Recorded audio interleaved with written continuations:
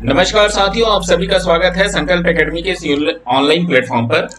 तो दोस्तों, जैसा कि आप लोगों के लिए हमने एक जो सीरीज स्टार्ट की है, खासतौर पे जो निःशुल्क क्लास है, उस पर हम लोग आज की सेकंड क्लास करने वाले हैं। और ये सेकंड क्लास भी आपके लिए बहुत महत्वपूर्ण होने वाली है साथियों। तो इस क्लास को काफी अच्छे से आप देखेंगे और नोट्स बनाते चलेंगे। बहरहाल कुछ बातें खासतौर पे हमारे गणेश चतुर्थी और गणेश उत्सव को लेकर हम करेंगे यहाँ पे। तो दोस्तों, आपको मैं बताना चाहूंगा कि एक बिग डिस्काउंट ऑफर चल रहा है हमारे संकल्प एकेडमी के माध्यम से। और वो क्या है दोस्तों कि अभी ऑलरेडी जो है हम डिस्काउंट कूपन एप्लीकेबल किए हैं। मतलब गणेश चतुर्थी के अवसर पे हमने कल जो है हमारी 20% डिस्काउंट का जो है सभी ऑनलाइन कोर्सेज पे स्टार्ट हो गया है कि आप 20% का डिस्काउंट हमारे किसी भी ऑनलाइन कोर्सेज में ले सकते हैं। हमारे आप ऐप में देख पाएंगे साथियों की काफी सारे अलग अलग कोर्सेज हैं। उसके बारे में मैं आपको डिटेल में बताऊंगा। सबसे पहले तो मेरा परिचय, मेरा नाम हरीश कुमार है और as a plus educator Unacademy के साथ साथ मैं संकल्प एकेडमी के साथ भी जुड़ा हुआ हूँ साथियों। फिलहाल अभी हम बात करें यहाँ से, तो संकल्प एकेडमी का जो ऑनलाइन प्लेटफॉर्म है उससे आप कैसे जुड़ सकते हैं, ये थोड़ा सा ध्यान रखेंगे। अभी संकल्प एकेडमी लर्निंग ऐप आपको डाउनलोड करना है और इजीली तरीके से जो है आप गूगल प्ले स्टोर पे हमारा ऐप डाउनलोड कर पाएंगे। ऐप डाउनलोड करने के बाद आपको क्या करना है कि यहाँ पर आपका प्रोफाइल तैयार करेंगे। प्रोफाइल तैयार करने के लिए सिंपल सा आपको अपना मोबाइल नंबर और ईमेल आईडी डालना होगा। उसके बाद फिर आपका प्रोफाइल क्रिएट हो जाएगा। उसके बाद फिर आप देखेंगे यहाँ पर अलग अलग ऑप्शन है। एक ऑप्शन आपको जो है ये नीचे में दिखाई देगा जिसका नाम है स्टोर। इस स्टोर पर आएंगे तो हमारे अलग अलग जितने भी कोर्सेज यहाँ पे लॉन्च किए गए हैं सारे कोर्सेज आप देख पाएंगे। इसके बाद इसके जो है भीतर जाके मींस इसमें आप क्लिक करेंगे तो इसमें पूरी डिटेल्स आपको मिल जाएंगी, पूरी फीस की क्या चार्जेस हैं, कैसा कोर्स पढ़ाया जाएगा, कितने महीने तक पढ़ाया जाएगा, कौन कौन टीचर पढ़ाएंगे, ये सारी जानकारी आपको यहाँ पर मिल जाएंगी।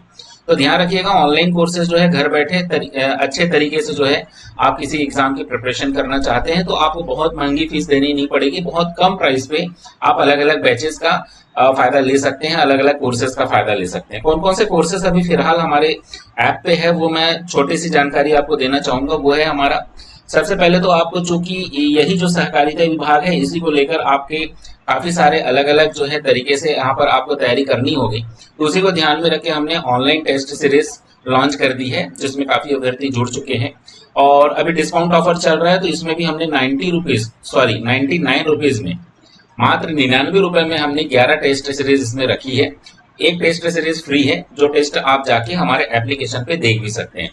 अगर कोई दिक्कत हो, समस्या हो तो 8349606094 इस नंबर पे व्हाट्सएप भी कर सकते हैं या डायरेक्ट कॉल भी कर सकते हैं।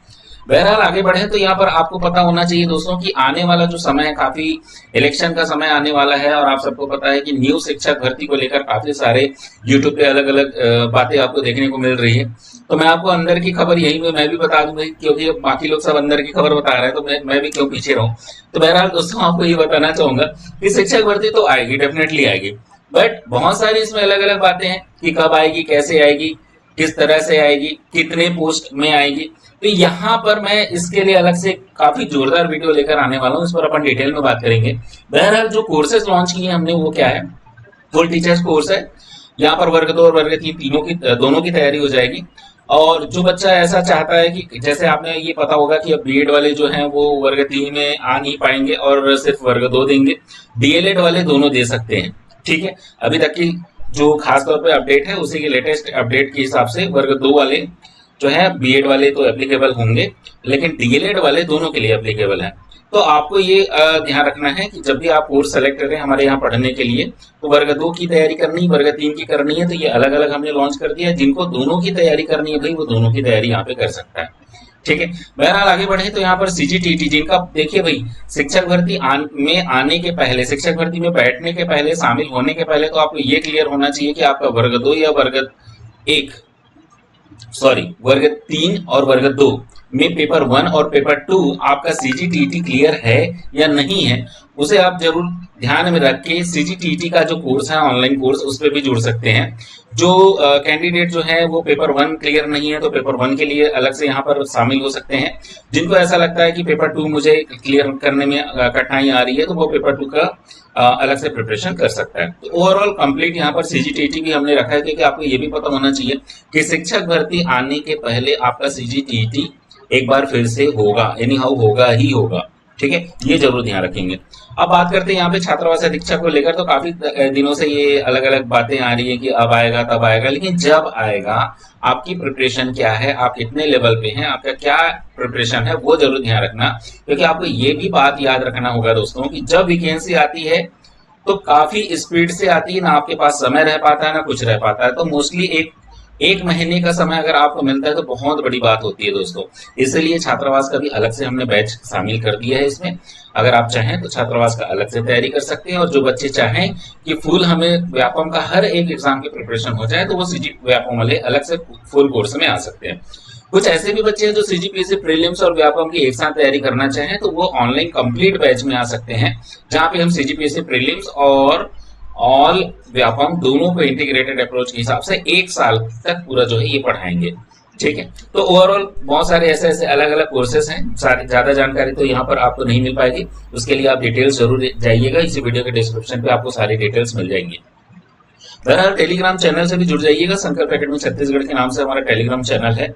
और जो बच्चे अलग से व्हाट्सएप ग्रुप वगैरह में जुड़ना चाहे तो वो 8349606094 इस नंबर पे आप हमें कांटेक्ट कर दीजिएगा, तो आपसे मुलाकात भी हो जाएगी, आपसे जो है हमारा कनेक्शन हो जाएगा, देन आपको अलग अलग ग्रुप में हम शामिल कर पाएंगे। बहरहाल यहाँ पर जो कुछ ऐसी बातें हैं दोस्तों जिसमें अलग अलग अभ्यर्थी मित्रों का समस्या रहती है कि वो उनका एक शिकायत ये रहता है कि सर आपकी वीडियोस जब डालते हैं तो हमें पता नहीं चल पाता, आपकी लाइव क्लास की पता जो है क्लासेस पता नहीं चल पाते। तो भैया आपको एक चीज क्या ध्यान रखना है कि संकल्प एकेडमी छत्तीसगढ़ इस यूट्यूब चैनल को सबसे पहले तो सब्सक्राइब कर दीजिए। अब सब्सक्राइब यदि आपने कर लिया है तो एक छोटी सी घंटी रहती है, यहाँ पर दिख रहा होगा आपको छोटी सी घंटी, जिसको नोटिफिकेशन ऑन करना कहते हैं, तो उसको नोटिफिकेशन ऑन कर दो भाई। ये दोनों काम आप करेंगे तो हमारी क्लासेस आपको ऑलरेडी मैसेज के थ्रू आ जाएगा, आपके पास अपडेट आ जाएंगे। ठीक है दोस्तों, अब जैसा कि हमने पिछले जो भी टॉपिक पढ़ा उसमें हमने एक छोटी सी पृष्ठभूमि देखी थी कि कैसे छत्तीसगढ़ सहकारी सोसाइटी अधिनियम अस्तित्व में आया, इसकी ऐतिहासिक पृष्ठभूमि क्या रहेगी, ये सारी चीजों पे अपन ने बात किया था। अब मूल बात अपन करने वाले हैं जो छत्तीसगढ़ सहकारी सोसाइटी अधिनियम 1960 को पढ़ेंगे काफी गहन तरीके से। तो सबसे पहले मैं यहाँ पे आना चाहूंगा उद्देश्य पे। ध्यान रखिए दोस्तों, मैं काफी फास्ट तरीके से और कोशिश किया हूं मैंने कि ज्यादा से ज्यादा जानकारी दे पाऊं, इसलिए मैंने पूरी डिटेल्स यहीं पे डायरेक्ट लिख दी है, बार बार मैं लिख के आपको नहीं बता पाऊंगा। तो कोशिश कीजिएगा कि इसी सारे स्लाइड को देख के आप नोट डाउन कर पाए, और कोशिश हमारी रहेगी कि ये पीडीएफ भी आपको मिल जाए। ठीक है, बहरहाल यहाँ पे देखिए उद्देश्य की जब बात होगी तो साथ ही यहाँ पर आपको याद रखना है, क्या याद रखना है कि उद्देश्य इसका क्या है। मेन देखिए सबसे पहले हम एक गोल अचीव जो है क्या करना है हमें, वो अगर हमें लक्ष्य जो है साधना है, उसके लिए सबसे पहले तो हमारे उद्देश्य जो है वो महत्वपूर्ण हो जाता है। तो छत्तीसगढ़ सहकारी सोसाइटी अधिनियम 1960 जो हमारा आया है उसका मूल उद्देश्य क्या रहा होगा। तो देखिए मूल उद्देश्य को एक छोटी सी 2 लाइन पर यहाँ पे बताया गया है। एक तो बोला गया है कि लोकतांत्रिक साधन और जनता की संस्था के रूप में स्वैच्छिक गठन और लोकतांत्रिक सदस्यों का नियंत्रण। ठीक है भाई, और इसके अलावा बोला जाता है सदस्यों की आर्थिक सहभागिता, स्वशासी क्रियाकरण के सिद्धांतों पर आधारित सहकारी संस्थाओं को क्या करना, संगठित और उसको उन्नत करना, विकसित करना। अब लोकतांत्रिक का मतलब आपने ऑलरेडी पॉलिटी में पढ़ रखा है कि लोकतांत्रिक जहां पर आम जनता का तंत्र हो, आम जनता से ही उठकर जो है वो लीडर कुछ बनेंगे, कुछ लोग वहां पे नेतृत्वकर्ता करेंगे। तो ये ओवरऑल लोकतांत्रिक का मतलब एक आम लोगों की सहमति से बना हुआ है एक ग्रुप की बात की जाएगी यहाँ पर। ठीक है, इसके अलावा जनता की संस्था है, मतलब कहीं ना कहीं ये लोकतांत्रिक और जनता का संबंध सीधा सीधा है कि ये आम लोगों को हित पहुंचाने के दृष्टिकोण से एक संस्था के रूप में इसका गठन करना, और वो भी कैसा गठन करना भाई, स्वैच्छिक गठन करना। इसमें किसी का दबाव नहीं है, इसमें किसी का नियंत्रण, बाहरी नियंत्रण नहीं है, याद रखिएगा। लोकतांत्रिक सदस्यों के द्वारा ही ये नियंत्रण स्थापित किया जाता है। यहाँ पर एक भी बात याद रखना है कि जो मूल उद्देश्य है दोस्तों वो कहीं ना कहीं इर्द गिर्द घूमते हुए आर्थिक सहभागिता को ही प्रोन्नत करना, आर्थिक सहभागिता को ही उन्नत करना, ये मुख्य उद्देश्य है। इसके अलावा स्वशासी शब्द क्यों यूज किया गया है, क्योंकि इसमें शासन का किसी प्रकार से बाहरी शासन का या किसी दूसरे के शासन का यहाँ पर क्रियान्वयन नहीं होगा। ओवरऑल स्वशासी का मतलब यह ऐसे ही शासन व्यवस्था से चलेगी जो कहीं ना कहीं उस संस्था के अंतर्गत रहेगा। अर्थात स्वयं यहाँ पर लोकतांत्रिक तरीके से स्वशासी क्रियाकरण के माध्यम से ही ये सहकारी संगठन जो है वो बनाए जाएंगे और विकसित किए जाएंगे। ठीक है, तो मूल उद्देश्य हमारी कहीं ना कहीं आर्थिक जो ग्रस्तता थी, आर्थिक तौर पे जो कमजोर जो लोग हैं उनको संगठित करके उनको उन्नत करना, समृद्ध करना, चाहे वो सामाजिक स्तर पे हो, चाहे आर्थिक स्तर पे हो, चाहे सांस्कृतिक स्तर पे हो। ठीक है, इसको हमने पिछली कहानी में देख रखा।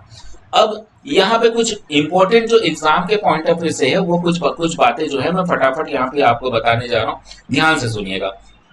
अब देखिए यहाँ पर लिखा हुआ है भारत गणराज्य के 11वें वर्ष में मध्य प्रदेश विधान मंडल द्वारा निम्नलिखित रूप से यह अधिनियमित हो। अर्थात मध्य प्रदेश जो है 1960 में जो है मध्य प्रदेश में ये बना, कौन सा बना कि मध्य प्रदेश सहकारी सोसाइटी अधिनियम 1960 कब बना दोस्तों? 1960 में बना। ठीक है, मध्य प्रदेश में। अब अगर राजपत्र की बात की जाए कि मध्य प्रदेश के राजपत्र में ये कब आपका प्रकाशित हुआ, तो 12 मई 1961 को प्रथम बार प्रकाशित किया गया। ठीक भाई, तो ये दोनों डेट आपको अच्छे से याद रखना है मध्य प्रदेश के संबंध में। अब यही बात हम देखने वाले हैं कहां पर जी? छत्तीसगढ़ सहकारी सोसाइटी अधिनियम 1960 के रूप में। तो ये कैसे अस्तित्व में आया होगा? आपको ये पता होना चाहिए कि हमारा जो छत्तीसगढ़ है वो कब बनकर तैयार हुआ। तो ये है हमारा छत्तीसगढ़ 1 नवंबर 2000 को बनकर तैयार हुआ, और तैयार तो इसी दिन हुआ, छत्तीसगढ़ इसी दिन बना, लेकिन जब इसको शामिल किया गया है तो तिथि तो यही ली गई है 1 नवंबर 2000 को। ठीक है, याद रखिएगा। लेकिन भारत का जो गणराज्य है, अब गणराज्य शब्द क्यों लाया गया ये भी याद रखना। यहाँ पर जो पॉइंट है ना, भारत का गणराज्य, गणराज्य मतलब जिस दिन जो है हमारा संविधान लागू हुआ 26 जनवरी 1950, इस तिथि को लेकर 12 मई, देखिए इस तिथि को लेकर 12 मई 1961 इनके बीच में लगभग जो आपका समय काल लिया गया है उसे ही 10 साल ना बोलकर डायरेक्ट ओवरऑल एक कंप्लीट 11 साल इसको मान लिया गया। ठीक है, हालांकि वो सुनने में थोड़ा अटपटा लगता है, बट थोड़े से जो गेप वाले जो ईयर आए हैं उसी को सम्मिलित करके इसको 11 साल कह दिया गया। तो याद रखिएगा 10 साल आपको टिक नहीं करनी है। भारत गणराज्य के 11वें वर्ष में मध्य प्रदेश विधानमंडल द्वारा यह लिखित रूप में क्या हुआ? अधिनियमित हुआ। और राजपत्र में कब हुआ भैया? तो राजपत्र में प्रथम बार जो है वो 12 मई 1961 को प्रथम बार प्रकाशित किया गया। ये दोनों बात आपको याद रखनी है। अब कुल अध्याय की संख्या यदि आपको बोला जाए तो आपको पता होना चाहिए कि 11 अध्याय मतलब भाग के तौर पे हमें पढ़ना है, और कुल धाराओं की संख्या अगर कही जाएगी तो टोटल 96 धारा यहाँ पर आपको पढ़नी है। लेकिन चूंकि आपके सिलेबस में कम तौर पे यहाँ पर दिया गया है धाराओं को, मतलब जो इम्पोर्टेंट है उसी को ही आपके एग्जाम के पॉइंट ऑफ व्यू से पढ़ना है, इसलिए ज्यादा इधर उधर आप अन्य धाराओं को नेग्लेक्ट करेंगे और सिलेबस के अकॉर्डिंग जो है हमें मेन धाराओं को ही पढ़ना है। तो छत्तीसगढ़ सहकारी सोसाइटी अधिनियम 1960 की जो छोटी सी पृष्ठभूमि है, जहां पे आपने उद्देश्य देखा, कुल अध्याय आपके 11 हो गए और कुल धारा जो है 96 हो गया। ठीक, अब कुछ बातें आपकी यहाँ पर रह गई, उस पर अपन बात करें। यहाँ पर जो है सबसे पहले हम यहाँ पर डिस्कशन करने वाले हैं अध्याय 1, जो कि प्रारंभिक अध्याय के तौर पे पढ़ा जाएगा। अब अक्सर आपने देखा होगा अलग अलग जब भी अधिनियम की बात होती है तो धारा 1 और धारा 2 में अक्सर उसके नाम की बात होती है, विस्तार की बात होती है ना, और दूसरे में अगर जाते हैं तो डिफिनेशन वगैरह परिभाषा की बात होती है। तो यही जो एक पैटर्न है वो यहाँ पर भी आपको पढ़ने को मिलेगा। तो क्या है दोस्तों, देखिए सबसे पहले धारा 1 में स्पष्ट रूप से उल्लेखित किया गया है कि इसका संक्षिप्त नाम क्या होगा, इसका विस्तार कहां तक होगा और इसकी प्रारंभिक तिथि क्या मानी जाएगी।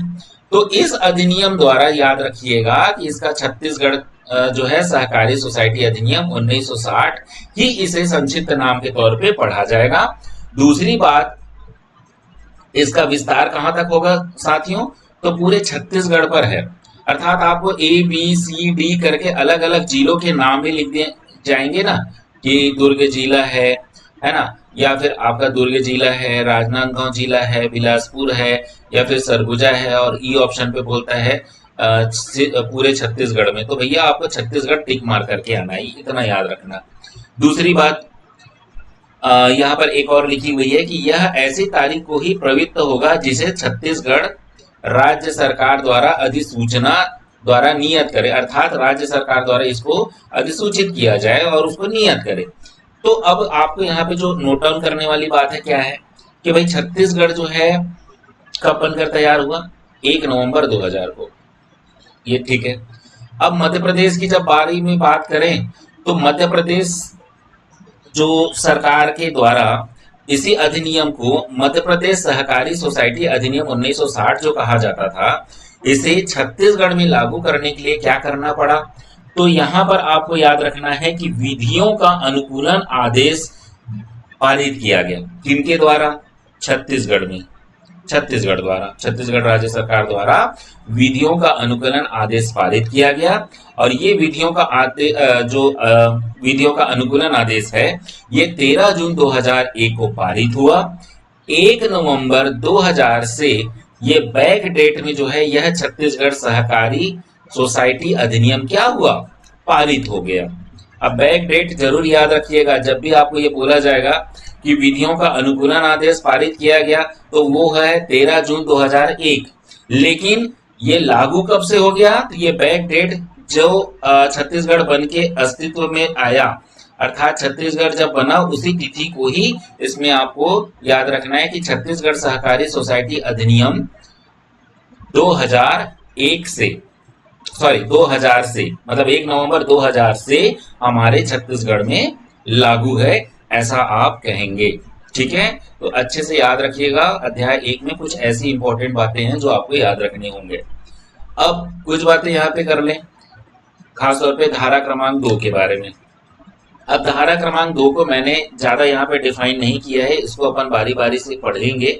जब भी कोई डिफिनेशन आएगी तो याद रखिएगा, जो भी डिफिनेशन है किसी भी वस्तु की या किसी भी जो यहाँ पर अलग अलग धाराओं में चीजों के बारे में बताई गई है, उसके संबंध में जो भी डिफिनेशन होगा वो यहीं पर डिफाइन किया गया है, अर्थात धारा क्रमांक 2 के अंतर्गत ही सभी चीजों को परिभाषित किया गया। अब वो परिभाषाएं अलग अलग हम यहाँ पे न देख के उसको जब जब यहाँ पे हमारी क्लासेस चलती जाएंगी तो उस दौरान मैं आपको क्लियर करते जाऊंगा। बहरहाल यहाँ पर हम अध्याय 2 की बात करेंगे। अब अध्याय 2 के तहत धारा 3 पढ़ी जाएगी। अब धारा 3 क्या कहती है इसके बारे में थोड़ा सा पढ़ें। अच्छा, अध्याय 2 टोटल रजिस्ट्रीकरण के बारे में है ना, बड़े तौर पे अध्याय का नाम क्या है, रजिस्ट्रीकरण। अब रजिस्ट्रीकरण के अंतर्गत समझें कि धारा 3 में रजिस्ट्रीकरण के संबंध में क्या क्या बातों का उल्लेख किया गया। सबसे पहली बात ध्यान रखें दोस्तों, वो क्या है, धारा 3 कहता है कि रजिस्ट्रार तथा अन्य अधिकारी द्वारा पहली बात की गई है कि राज्य सरकार राज्य के किसी व्यक्ति को सहकारी सोसाइटियों का रजिस्ट्रार नियुक्त करेगी। अर्थात आपको ये समझ में आ गया है कि सर्व उच्च प्रधान पद पर अगर कोई व्यक्ति होगा तो उसे कौन से नाम से जाना जाएगा, रजिस्ट्रार के नाम से। और वही रजिस्ट्रार जो है सहकारी सोसाइटियों के रजिस्ट्रीकरण के लिए प्रमुख व्यक्ति यहाँ पे प्रमुख पद पे के तौर पे यहाँ पे रहेगा। ठीक, और निम्नलिखित प्रवर्गों में या के एक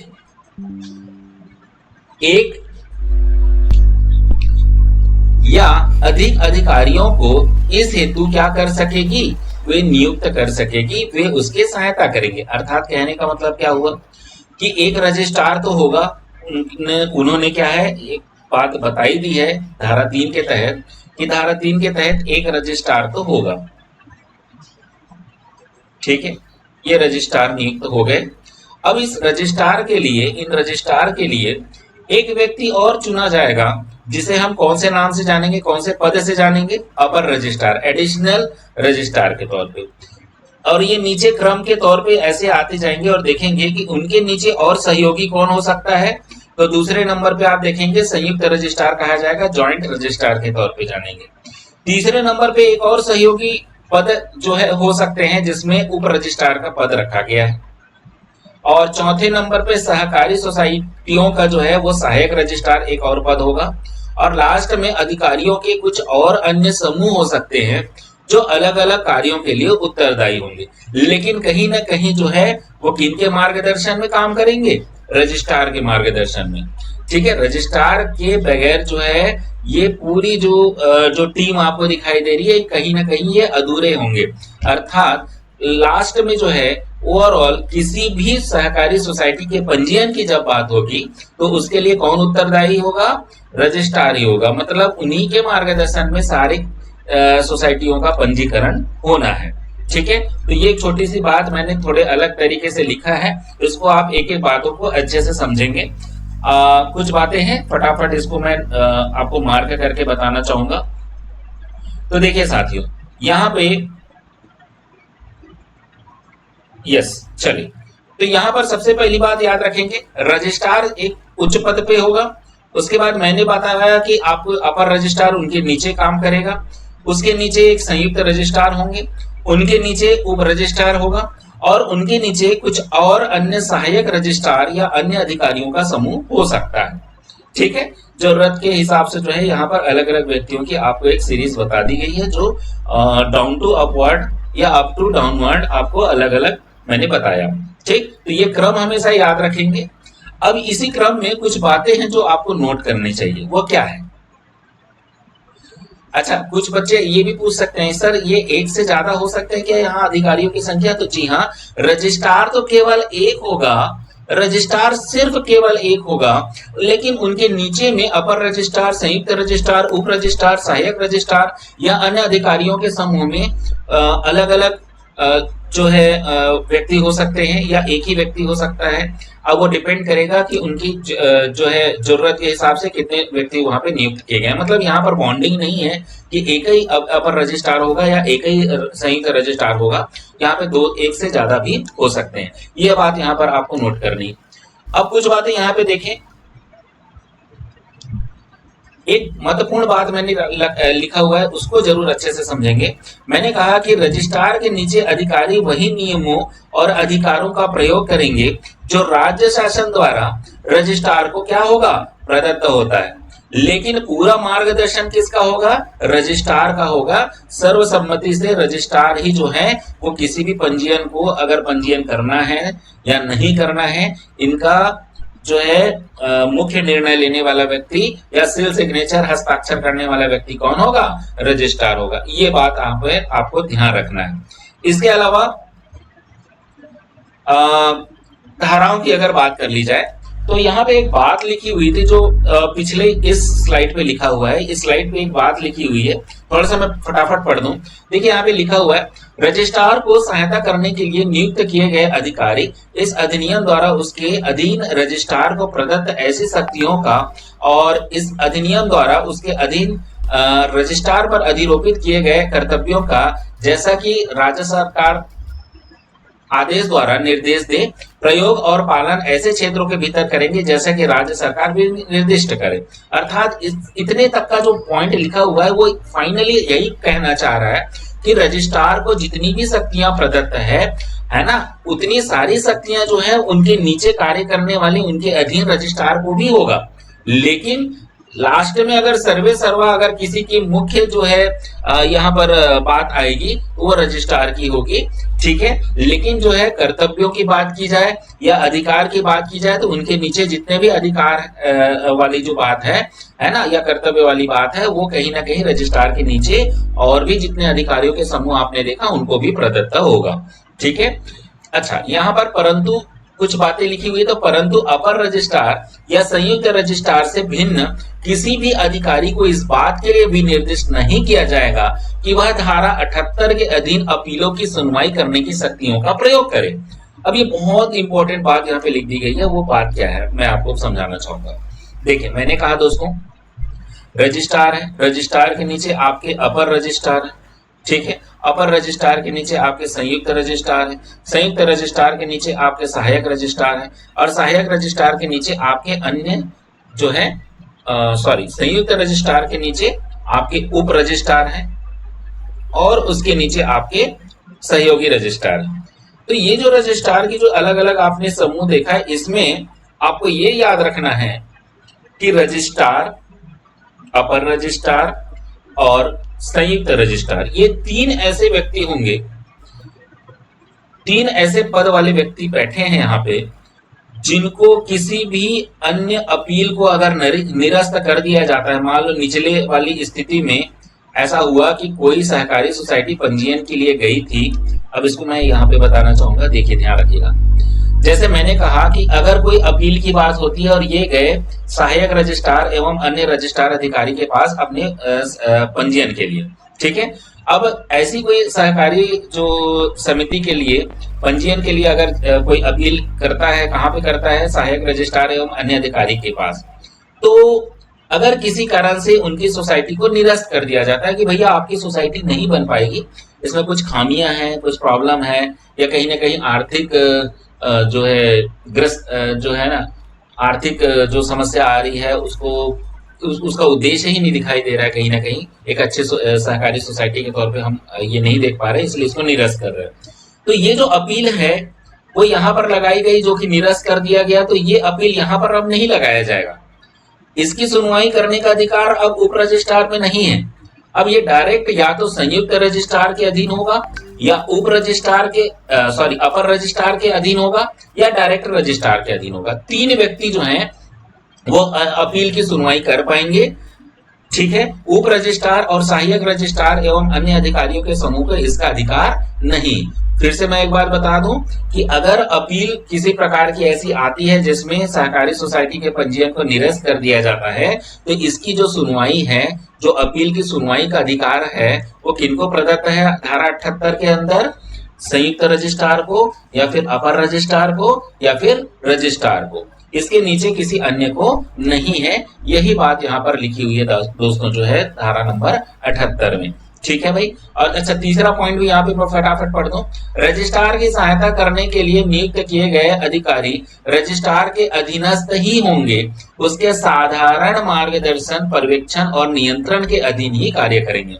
तो ये बात आपको घुमा फिरा के फिर से वही बोला गया है कि रजिस्ट्रार की सहायता करने के लिए जितने भी अधिकारियों की टीम आपने देखा, अलग अलग पद के व्यक्ति आपने देखे, उन सभी का कहीं ना कहीं कर्तव्य क्या है और उनका मार्गदर्शन किसके अधीन होगा?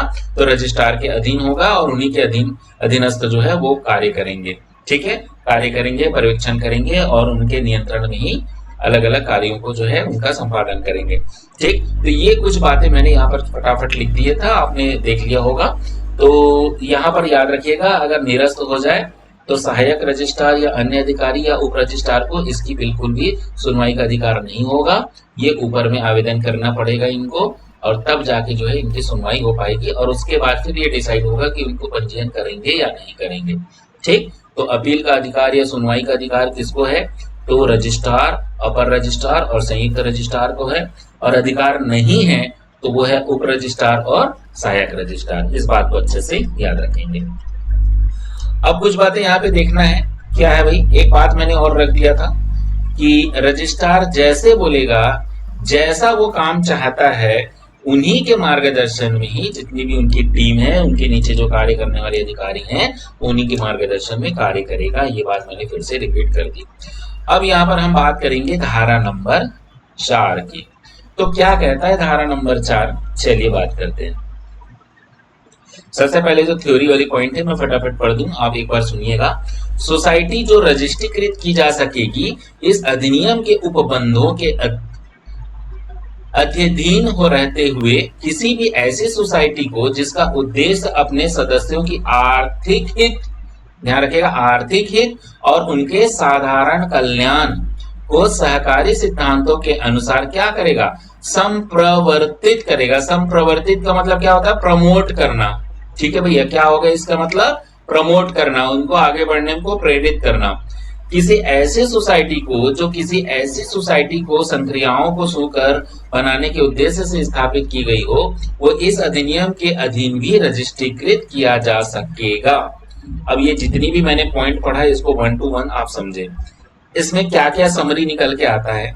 तो सबसे पहली बात क्या निकल के आया कि आर्थिक उन्नति अर्थात लाभ, बेनिफिट, इसको लेकर सोसाइटी का निर्माण ही मुख्य उद्देश्य होगा।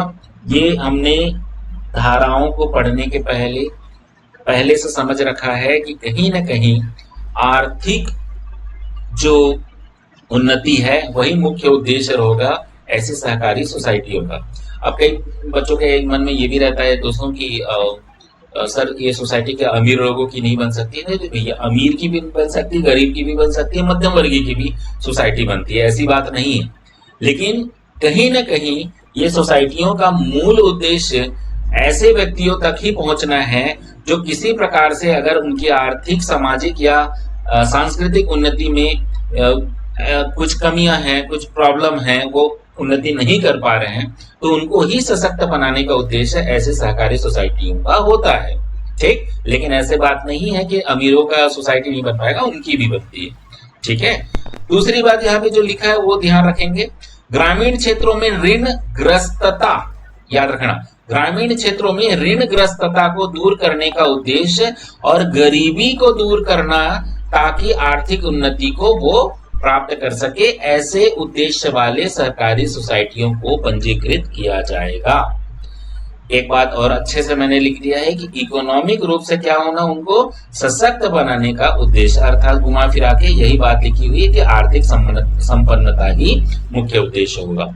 एक लास्ट पॉइंट और है, आर्थिक कल्याण हित को देखने वाले ही सहकारी सोसाइटी का पंजीयन होगा।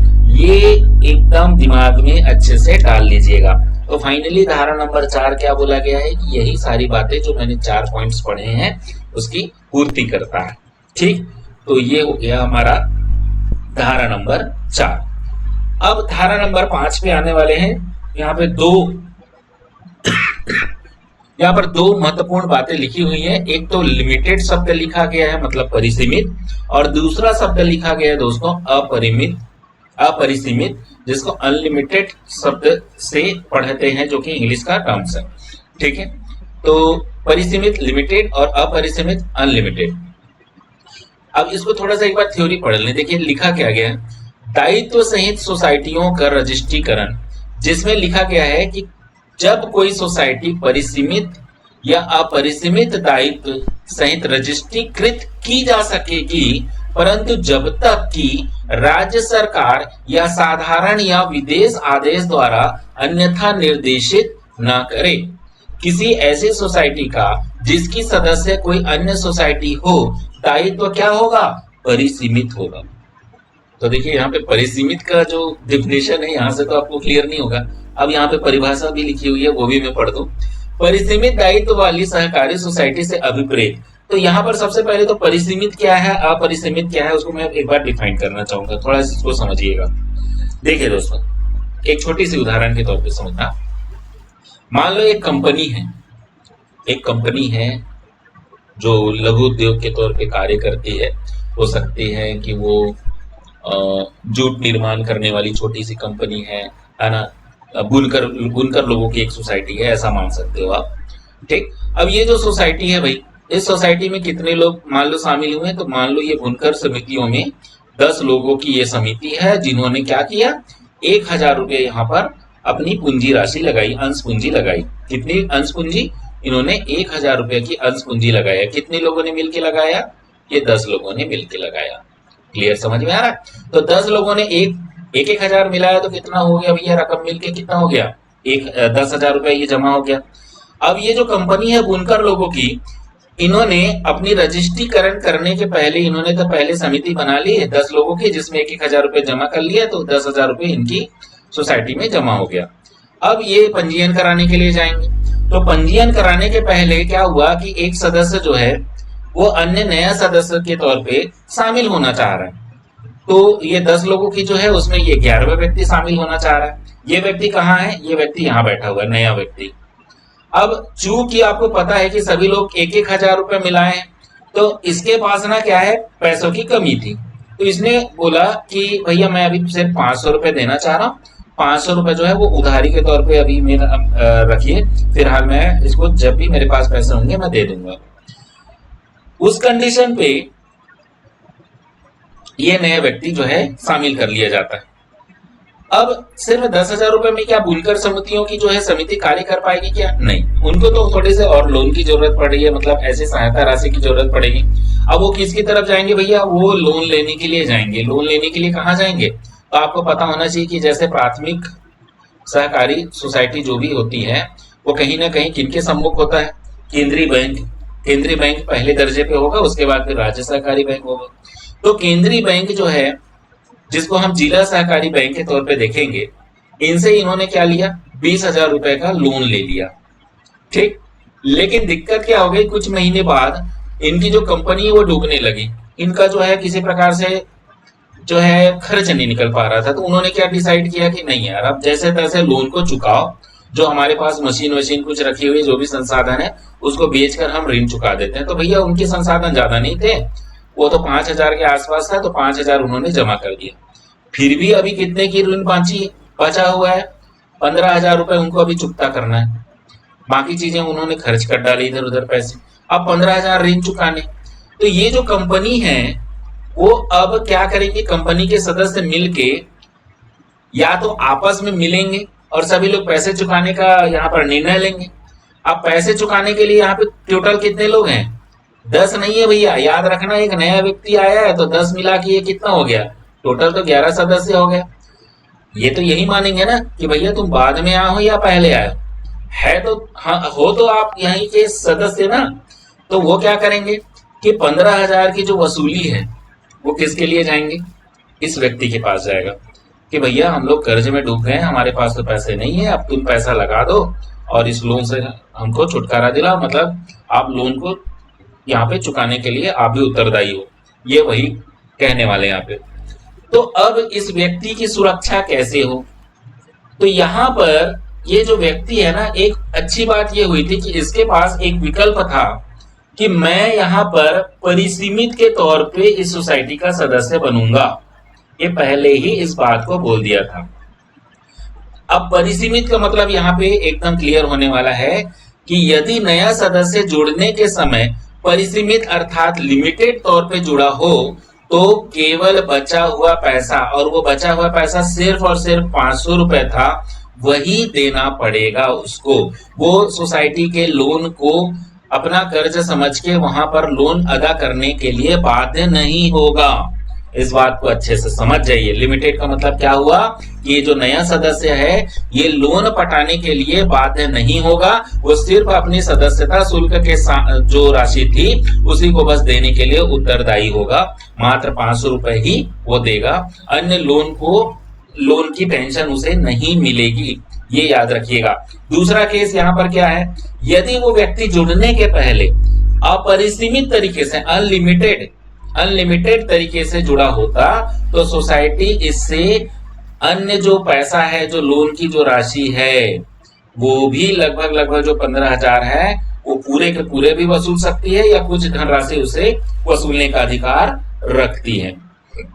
ठीक है, तो आई होप कि ये चीजें समझ में आ गई होगी कि परिसीमित का मतलब क्या हुआ। कि परिसीमित मतलब एक सुरक्षित दायरा हुआ, सुरक्षित दायरा जहां पर सभी सदस्यों को जो है सुरक्षित तरीके से लोन की अदायगी करना पड़ेगा, अपने जेब से लोन को पैसा पटाने की बाध्यता नहीं होगी। अपरिसीमित की मतलब क्या हो जाता है कि ऐसा जो व्यक्ति जो यहाँ पे सदस्य के तौर पे है तो सदस्यता शुल्क के साथ अंश पूंजी के साथ साथ उसको लोन की राशि भी छूटने के लिए वहां पर उसको बाध्य किया जा सकता है।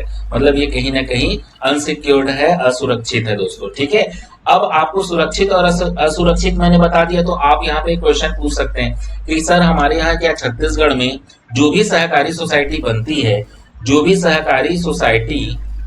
बनती है ये छत्तीसगढ़ में जो सहकारी सोसाइटी बनी हुई है ये कौन से तरीके से क्या होती है? मतलब परिसीमित होती है या अपरिसीमित होती है? तो आपको पता होना चाहिए दोस्तों कि हमारे छत्तीसगढ़ में जो भी सहकारी सोसाइटी का पंजीयन होता है वो परिसीमित दायित्व वाली संस्था के तौर पे ही उसका पंजीयन किया जाता है, अपरिसीमित नहीं होता। तो ये पूरी जो कहानी यहाँ पर लिखी हुई है ना थ्योरी के तौर पे, वो यही बात की गई है। अब परिभाषा में वही बात लिखी गई जो मैं अभी तक समझाया हूँ, एक बार मैं पढ़ देता हूँ, आप देख लीजिए।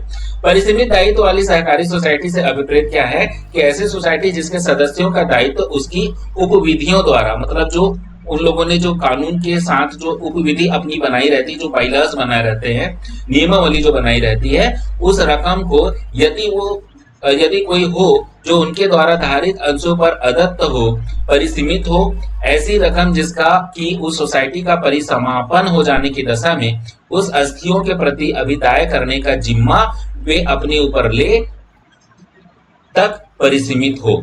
ठीक।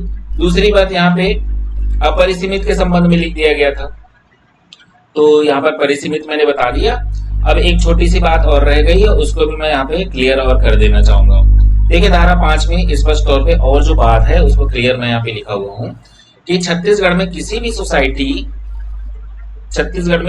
सोसाइटी के सदस्य परिसीमित सदस्य के रूप में ही पंजीकृत किए जाते हैं, लेकिन अन्य जो जैसे बातें हैं जैसे प्राथमिक सोसाइटी, अब देखिए यहाँ पे परिसीमित सोसाइटी की छोटी सी चीजें अपने आप में चेंज लग सकती है आपको। जैसे अब अलग अलग मान लो प्राथमिक सोसाइटी बहुत सारी है। अब देखिए प्राथमिक सोसाइटी तो कितने भी हो सकते हैं भाई, एक जिले में कितनों प्राथमिक सोसाइटी हो सकते हैं।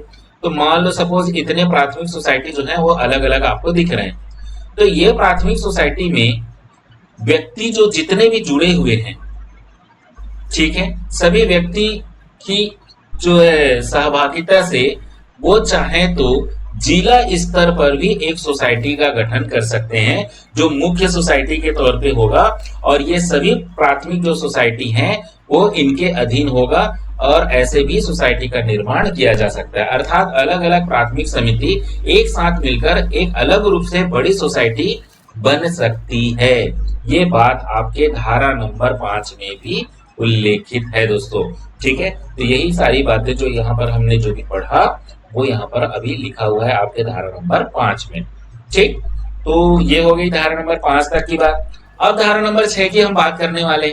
यहाँ पर क्या बात की गई है, तो यहाँ पर रजिस्ट्रीकरण की शर्तों के ऊपर बात किया गया। क्या क्या इसके शर्त हो सकते हैं, क्या क्या मतलब ऐसे रूल्स रेगुलेशन होंगे कि कौन व्यक्ति इसमें सदस्य बनेगा कौन नहीं बनेगा, इसके बारे में यहाँ पे लिखा हुआ है। देखिए, जिस सोसाइटी के सदस्य कोई अन्य सोसाइटी हो, ठीक, ये आपका संबंध किसके बारे में दिया गया है, जिला स्तर पे यदि आपकी कोई सरकारी सोसाइटी हो तो यहाँ पर अलग अलग प्राथमिक सोसाइटी एक साथ मिलकर जो है जिला स्तर पे एक सोसाइटी का गठन कर सकता है, जिसे भी सहकारी सोसाइटी कहा जाएगा। दूसरी बात, उस सोसाइटी से भिन्न कोई सोसाइटी इस अधिनियम के अधीन रजिस्ट्रीकृत नहीं की जाएगी जो कम से कम 10 व्यक्तियों से मिलकर न बनी हो और जो निकट के नातेदार ना हो, भिन्न भिन्न कुटुंबों के हो, और उस दशा में जबकि सोसाइटी के सदस्यों एवं उसके सदस्यों के उधार दी जाने वाली निधियों का सृजित किया जाना सम्मिलित हो और इस अधिनियम के अधीन रजिस्ट्रीकृत नहीं की जाएगी, ऐसे व्यक्ति उस दशा में नगर, ग्राम या ग्रामों के किसी समूह में निवास न करते हो। अब इन्होंने तो इतनी कहानी बोल दिया है एक ही लाइन में। अब इनका कहना क्या क्या है उसको थोड़ा समझे। देखिए दोस्तों, सबसे पहले इन्होंने क्या कहा, अलग अलग जो प्राथमिक सोसाइटी है, ठीक है, इसमें तो जितनी भी प्राथमिक सोसाइटी है उसमें आपको एक बात स्पष्ट लिख दी गई है कि कम से कम मिनिमम 10 सदस्य किसी प्राथमिक सोसाइटी में है तो ही वो पंजीकृत की जाएगी, ये बात बोली गई। दूसरी बात यहाँ पर स्पष्ट कर दी गई है कि भैया एक ही कुटुंब के या एक ही परिवार के या एक ही मोहल्ले के ऐसे व्यक्ति नहीं होने चाहिए। खास तौर पे परिवार में सदस्य जो है कोई एक ही होगा, वहां पर एक ही परिवार के 2 सदस्य नहीं पंजीकृत हो सकते ऐसे सदस्य के तौर पे, आपको यहाँ पर यही बताया गया। दूसरी बात, विद्यार्थियों के फायदे के लिए यदि बनाई गई सोसाइटी इस बात के होते हुए भी रजिस्ट्रीकृत की जा सकेगी, ऐसी सोसाइटी के सदस्यों ने उस विधि या उसके अधीन या अध्याधीन के अनुसार वयस्कता की आयु प्राप्त नहीं की गई। इन्होंने क्या कहा मैं आपको बताना चाहूंगा। इन्होंने कहा है कि यदि विद्यार्थियों का जो समूह है, जैसे एक विद्यार्थियों का समूह कहाँ पे बन सकता है, या तो एक स्कूल स्तर पे भी बन सकता है, जो जैसे 12वीं क्लास में पढ़ने वाले बच्चे है ना, 12वीं क्लास में पढ़ने वाले बच्चों का एक समूह हो सकता है, या कॉलेज के फर्स्ट ईयर के छात्र हो सकते हैं जिनकी आयु मान लो 18 साल नहीं भी हुई है, 18 साल नहीं भी हुई है, वो भी व्यक्ति विद्यार्थियों के समूह के तौर पे सहकारी सोसाइटी का पंजीयन करवा सकते हैं, जिससे विद्यार्थियों के लाभ की ही पुष्टि वहां पे होनी चाहिए। अर्थात विद्यार्थियों के लाभ के लिए बनाई गई ऐसी भी सहकारी सोसाइटी हो सकती है जिसमें 18 साल पूर्ण न होने की स्थिति में भी वहां पर सदस्य के तौर पे शामिल किए जा सकते हैं।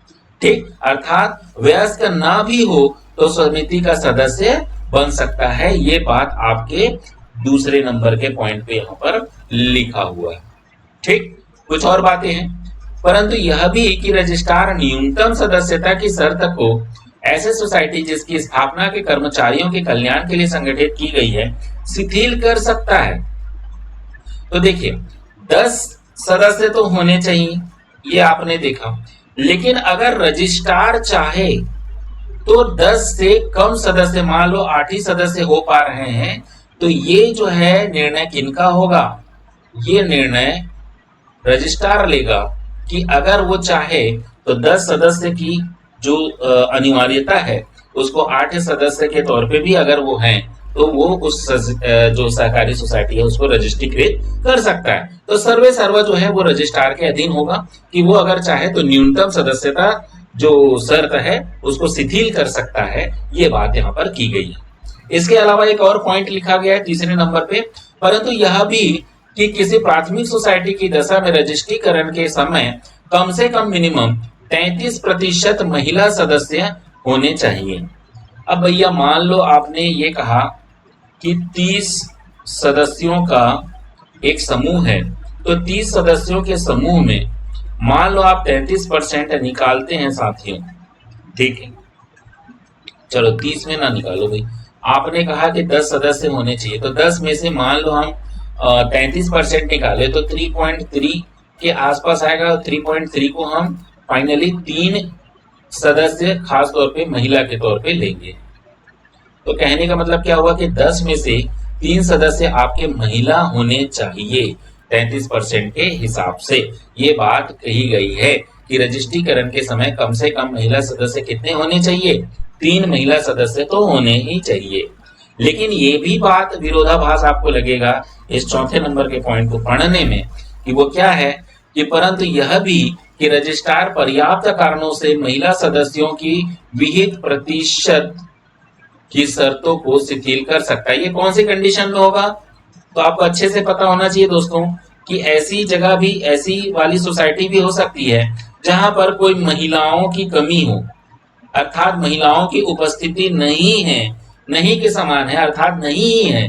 तो इस कंडीशन पे ये जो रजिस्ट्रार हैं उनको ये भी अधिकार प्रदत्त है कि वो 10 व्यक्तियों के जो सदस्य हैं उसमें कोई भी महिला शामिल नहीं होने की स्थिति में वो इस सोसाइटी को भी पंजीयन कर सकते हैं, उसकी जो है आदेश दे सकते हैं कि ये पंजीकृत हो सकती है।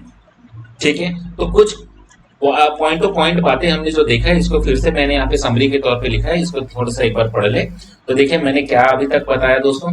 एक तो सदस्य संख्या की बाध्यता नहीं होगी, रजिस्ट्रार चाहे तो सदस्य संख्या कम भी कर सकते हैं, सदस्य संख्या बढ़ भी सकते हैं, लेकिन मिनिमम 10 की अनिवार्यता है, ऐसा बोला है। लेकिन रजिस्ट्रार जहां पर आ गए और उन्होंने कह दिया कि 10 से कम भी सदस्य है तो चलेगा, तो वो जो सहकारी सोसाइटी जो है वो पंजीकृत कर ली जाएगी। प्राथमिक सदस्य जो है कम से कम 10 होने चाहिए और एक ही गांव के नहीं होने चाहिए, अलग अलग परिवार के होने चाहिए। ये बात आपको मैंने बताया।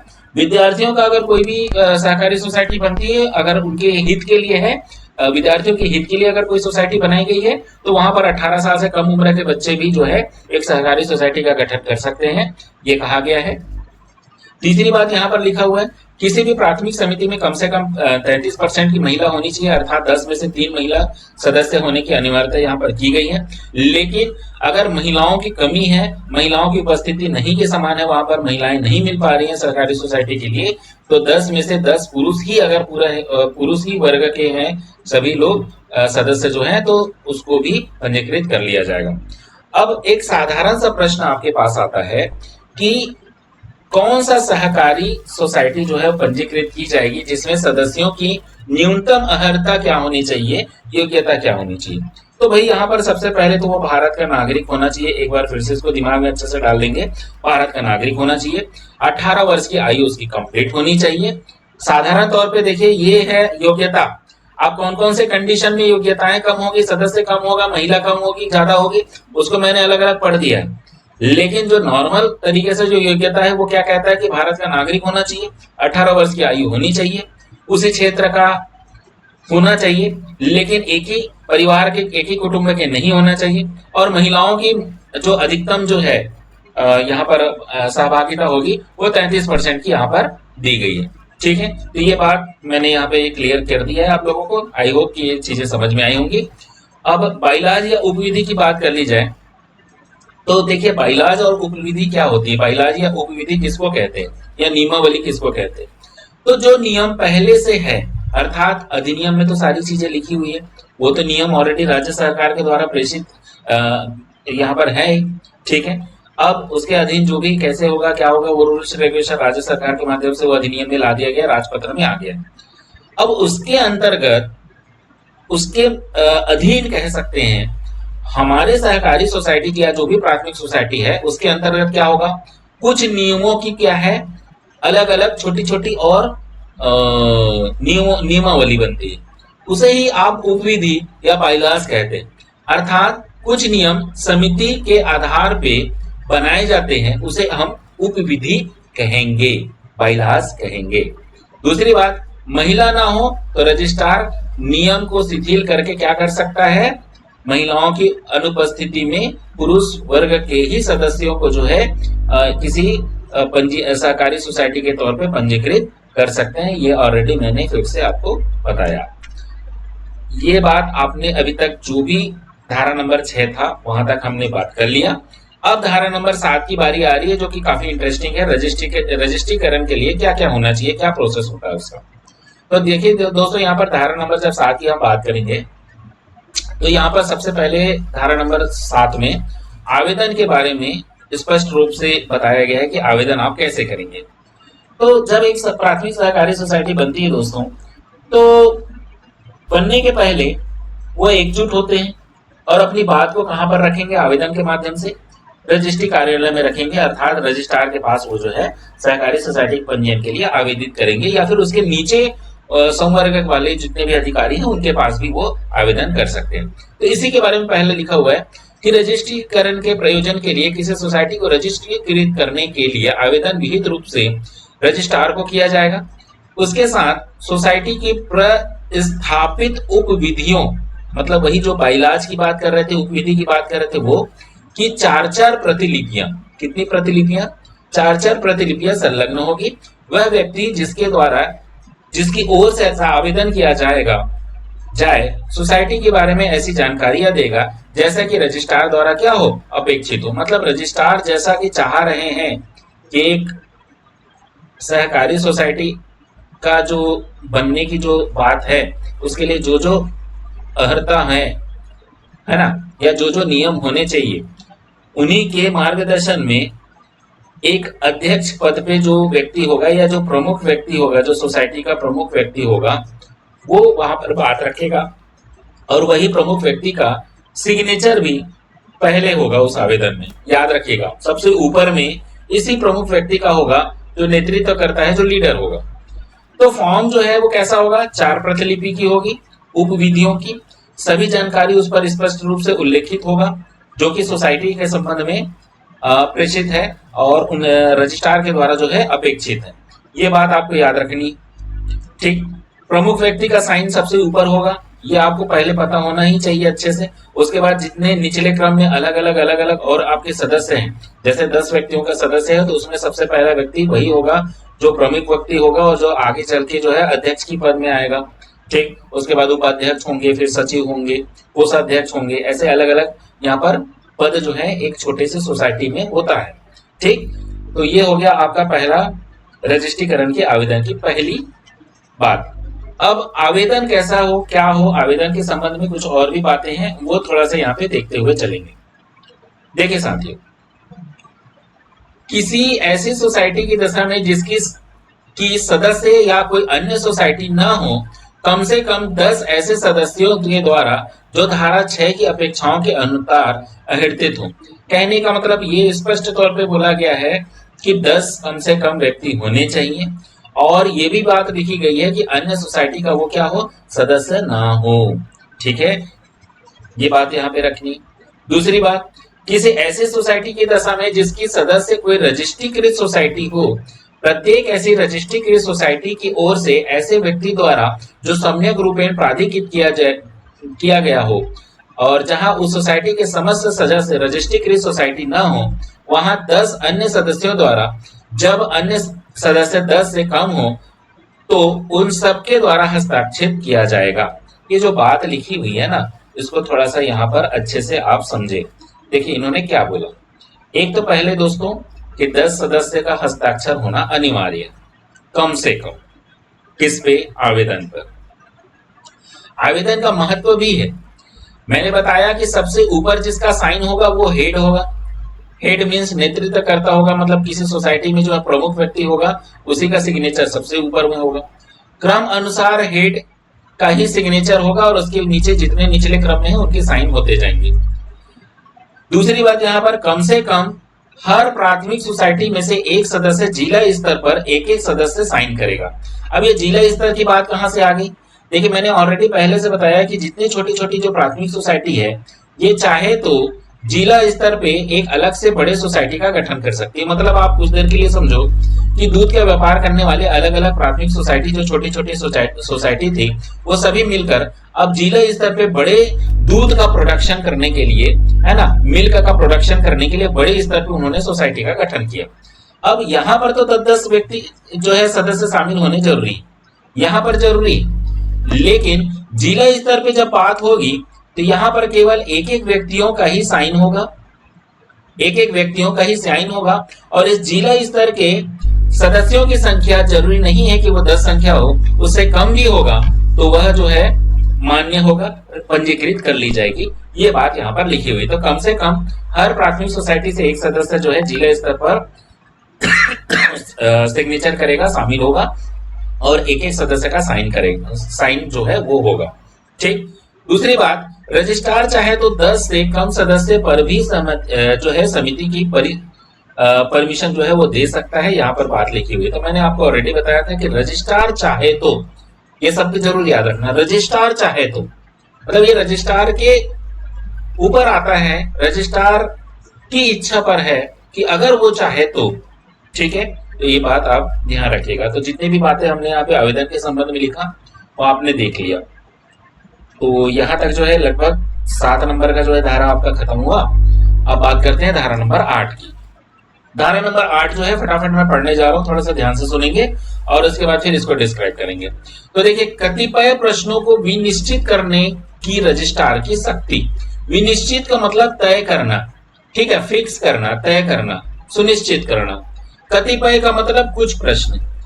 जहां कोई सोसाइटी के बनाए जाने, उसका रजिस्ट्रीकरण किया जाने या उससे बने रहने के संबंध में, या किसी व्यक्ति या किसी सोसाइटी के सदस्य के रूप में स्वीकृत किए जाने के संबंध में कोई ऐसा प्रश्न उद्धत हो कि कोई व्यक्ति कृषक है या नहीं, या कोई व्यक्ति किसी विशेष क्षेत्र में निवास करता है या मूल निवासी है या नहीं, या कोई व्यक्ति किसी विशिष्ट वर्ग या उपजीविका मतलब रोजगार से संबंधित है या नहीं, या जहां सोसाइटी का सदस्य बनने के लिए किसी व्यक्ति की पात्रता अर्थात वो 18 साल का उम्र उसका है या नहीं, या कोई अन्य प्रश्न उद्धत हो, वहां ऐसा प्रश्न रजिस्ट्रार द्वारा विनिश्चित किया जाएगा और उसका निश्चय जो है, विनिश्चय जो है वो क्या होगा, अंतिम होगा। अब इसमें देखिए साफ सुथरी बात क्या बोली गई है कि कुछ प्रश्नों को तय करने के लिए जो रजिस्ट्रार है उनको एक शक्ति प्रदत्त है इसी धारा 8 के तहत। वो शक्ति क्या है भैया? कि देखिए, सोसाइटी बनाने के लिए कोई प्राथमिक समिति जो है, ये व्यक्तियों का समूह जो है एक प्राथमिक सोसाइटी बनाने के लिए रजिस्ट्रार के पास क्या किया, आवेदन किया। अब यहाँ पर ये चेक करना रजिस्ट्रार का बिल्कुल अधिकार भी है और कर्तव्य भी है, कह सकते हैं, कि इसमें जो सदस्य लोग हैं उनकी सभी की आयु जो है 18 साल है कि नहीं, क्या वो एक ही परिवार के हैं क्या, या एक ही कुटुंब के हैं क्या, वो देखना। क्या वो उनका जो व्यवसाय बताया गया है, मतलब वो कृषक हैं, है ना, कि नौकरी पेशा व्यक्ति हैं, या किसी प्रकार के बड़े उद्योग धंधे से जुड़े हुए हैं और अपना पहचान तो नहीं छुपा रहे हैं, या फलाना जगह निवास क्षेत्र में करता है या नहीं करता है, उसका निवासी है भी कि नहीं है ना। मान लो सपोज किसी गांव का निवासी हूं करके उन्होंने बताया और निवासी है ही नहीं, ये सारी चीजों का चेक करने का। इसके अलावा पात्रता के संबंध में, मतलब उनकी योग्यता है कि नहीं, जितने व्यक्ति इसमें सदस्य के तौर पे हैं उनकी सदस्य बनने की यहाँ पर बिल्कुल योग्यता है कि नहीं है। ये सारे जितने भी यहाँ पे मैंने जो बात बोला, इनके रजिस्ट्रार की जो शक्ति है वो यहाँ पर यही बताया गया है कि रजिस्ट्रार को ऐसी शक्ति प्रदत्त है जिससे वो बिल्कुल तय करेगा कि ये सहकारी सोसाइटी बनने लायक है या नहीं, जिसमें सदस्य संख्या सही होनी चाहिए, है ना। वहां पे व्यवसाय जो है सभी सदस्यों की जो है वो सही सही बताया रहना चाहिए, उनका जो है उपजीविका से संबंधित हो या विशिष्ट क्षेत्र में जो निवास करते हैं या नहीं करते हैं निवासी के संबंध में हो। ये सारी बातें जो हैं वो रजिस्ट्रार की शक्ति को बतलाता है यहाँ पर। ठीक है भाई, तो ये चीजें आप लोगों को क्लियर हो रही होगी दोस्तों। अब धारा नंबर 9 की बात कर ली जाए, जो कि हम रजिस्ट्रीकरण के संबंध में है। अब देखिए धीरे धीरे धीरे धीरे धीरे एक प्रोसेस आपका समझ में आ रहा होगा। अब रजिस्ट्रीकरण के बारे में एक जो शब्द लिखा हुआ है उसको समझते हुए हम आगे बढ़ेंगे। तो देखिए क्या कहा जा रहा है। रजिस्ट्रीकरण के संबंध में पहली बात लिखी गई है कि यदि रजिस्ट्रार का समाधान हो जाए कि किसी सोसाइटी ने इस अधिनियम या नियमों के उपबंधों का अनुपालन किया है, मतलब बिल्कुल सही है, तो यह उसकी प्रस्थापित उपविधियां इस अधिनियम या नियमों के प्रतिकूल नहीं है, तो वह सोसाइटी जो है उसको रजिस्ट्रीकृत कर लिया जाएगा। कहने का मतलब क्या हुआ कि सोसाइटी अगर काम की नहीं है, सोसाइटी जो है अगर काम की नहीं, मतलब सोसाइटी का उद्देश्य सही नहीं है, तो उसको निरस्त कर देगा। यदि सोसाइटी सभी दृष्टिकोण से आर्थिक सशक्तता के लिए, आर्थिक उद्देश्य की पूर्ति के लिए एक सहकारी संगठन बनने लायक सारे नियमों की जो है वहां पर पालन होता है, तो रजिस्ट्रार जो है वो आंख मूंद के यहाँ पर फटाफट जो है वो उस सहकारी सोसाइटी को पंजीकृत कर लेगी। ठीक है, किसी भी नियम के प्रतिकूल बस नहीं होना चाहिए, ये बात बोली गई। लेकिन परंतु एक शब्द और बोला गया, क्या? किसी सोसाइटी को रजिस्ट्रीकृत नहीं किया जाएगा यदि रजिस्ट्रार की राय में आर्थिक दृष्टि से कमजोर हो जाने की संभावना हो, या यह संभावना भी हो कि उसका किसी अन्य सोसाइटी पर प्रतिकूल प्रभाव न पड़े। तो ये यहाँ पर क्या बोलना चाह रहा है कि ऐसी कोई प्राथमिक सोसाइटी ना हो जहां पर कोई अन्य प्राथमिक सोसाइटी उसी तर्ज पर काम कर रही हो, अर्थात सेम उनका उद्देश्य नहीं होना चाहिए। जैसे मान लो एक ही छोटे से एरिया में, एक ही मोहल्ले में दो प्राथमिक सोसाइटी बनाई गई है, ये भी दूध के व्यापार के लिए बनाया गया, ये भी दूध के व्यापार के लिए बनाने के लिए आवेदन करने जा रहा है। तो एक तो ऑलरेडी बनी हुई है, तो दूसरे को शायद वो ना परमिशन करे या ना परमिट करे रजिस्ट्रार के द्वारा, ये बात है। दूसरी बात, आर्थिक दृष्टि से कमजोर। अब भैया 1,000 रुपए मान लो 10 सदस्य मिलाएंगे तभी ना 10,000 रुपए पैसा होगा, पूरा लोन तो उनको नहीं मिलेगा। अब कुछ अंश पूंजी तो इनको लगानी पड़ेगी।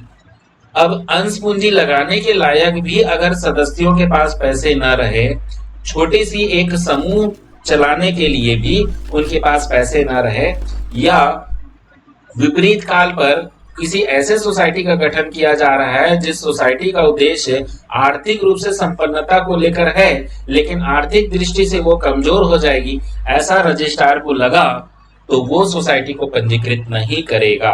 मतलब ये रजिस्ट्रार की राय में शामिल है। ठीक है।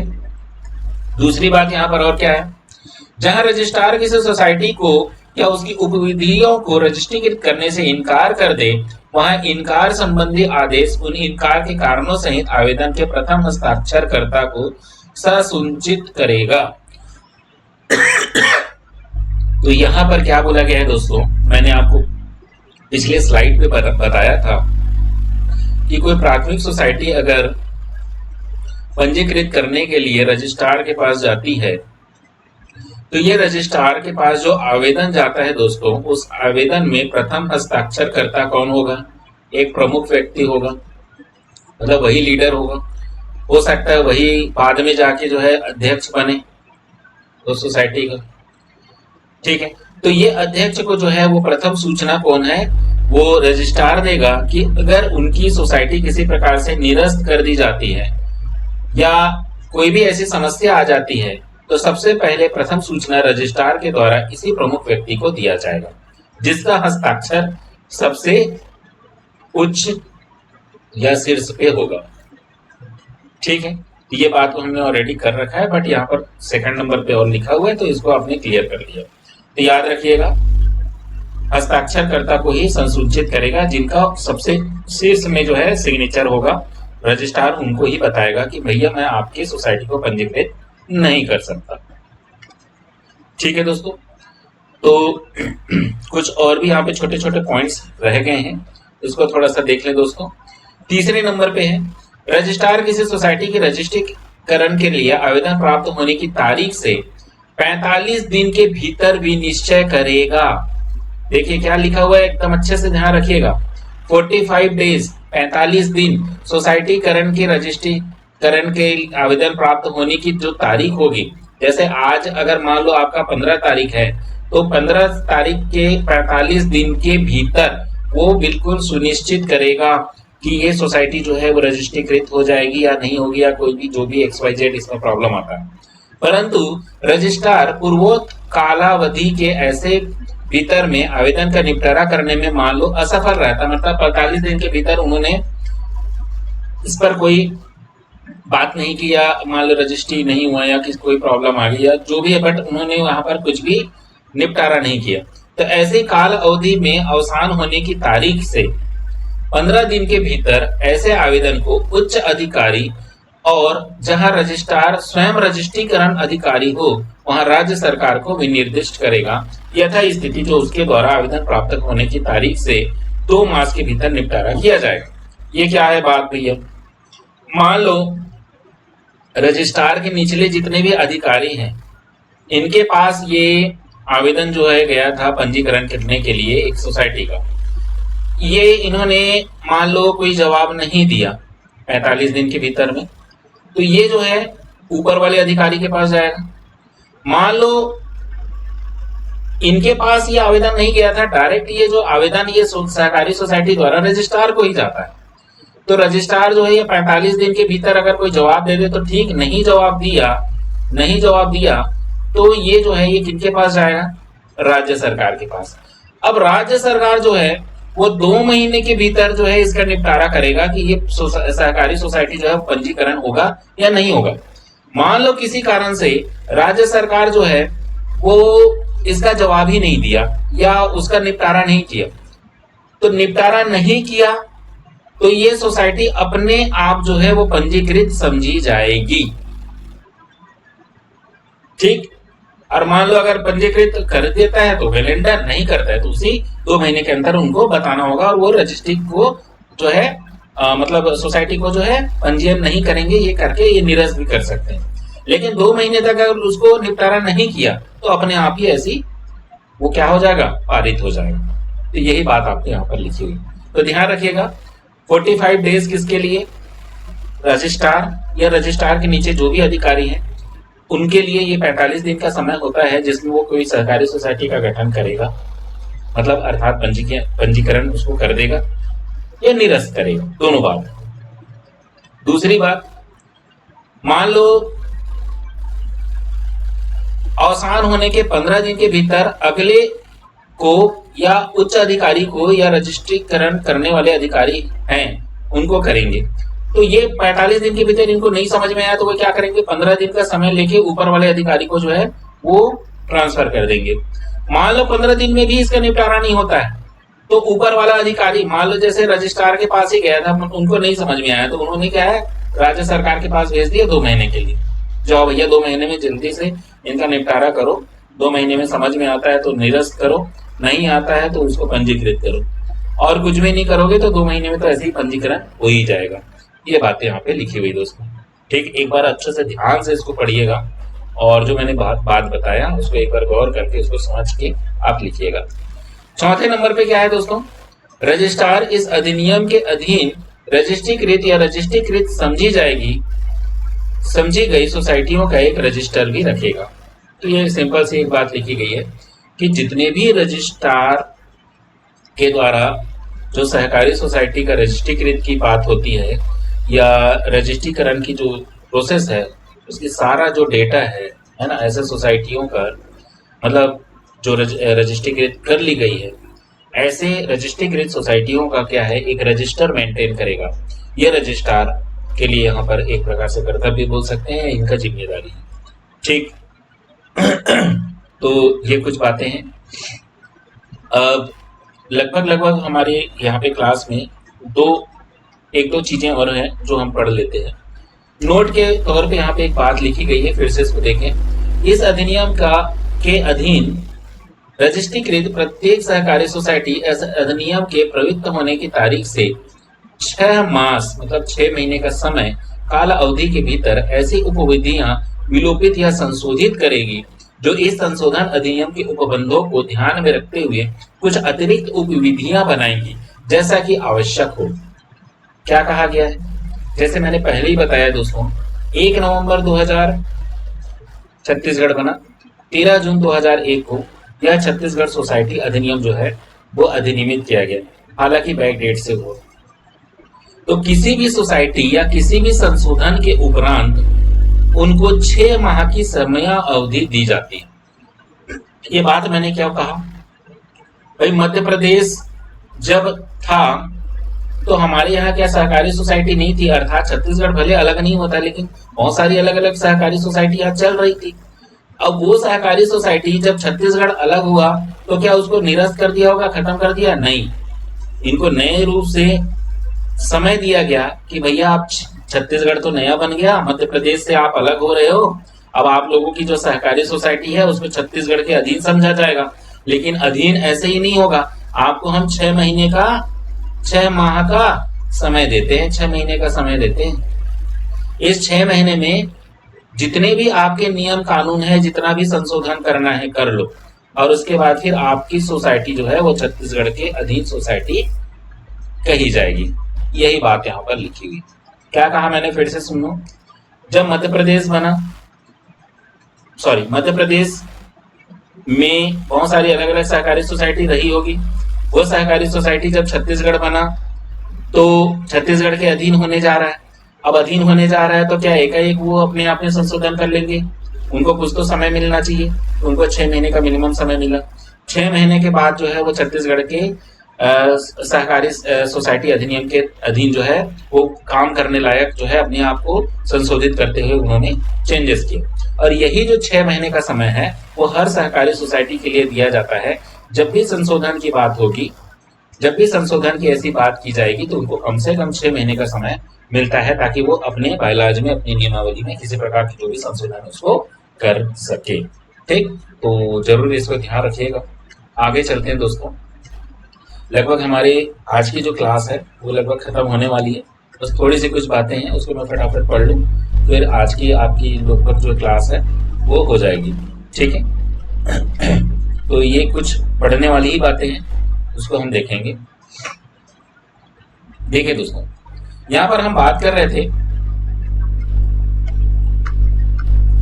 धारा नंबर 10 की। अब इसको मैं फटाफट पढ़ने वाला हूँ क्योंकि इसमें बहुत ज्यादा चीजें समझने की नहीं है दोस्तों, ये पढ़ने की है। धारा नंबर 10 टोटल क्या है, वर्गीकरण की बात है। मतलब अलग अलग बता दिया गया है कि कौन कौन से सोसाइटी किस किस नाम से और किस उद्देश्य को ध्यान में रख के बनाया जाता है। अर्थात सोसाइटियों को वर्गीकरण कैसे करेंगे, इसको अलग कैसे करके देखेंगे। तो पहली बात है, रजिस्ट्रार समस्त सोसाइटियों का वर्गीकरण किस आधार पे करेगा? निम्नलिखित आधार पे करेगा। पहला, जैसे उदाहरण के तौर पे आपको पहला बोला गया, उपभोक्ता सोसाइटी, जिसको कंज्यूमर सोसाइटी कहेंगे। कंज्यूमर सोसाइटी क्या हो सकता है? रजिस्ट्रार द्वारा प्रकृति के आधार पे सोसाइटी का वर्गीकरण किया जाता है।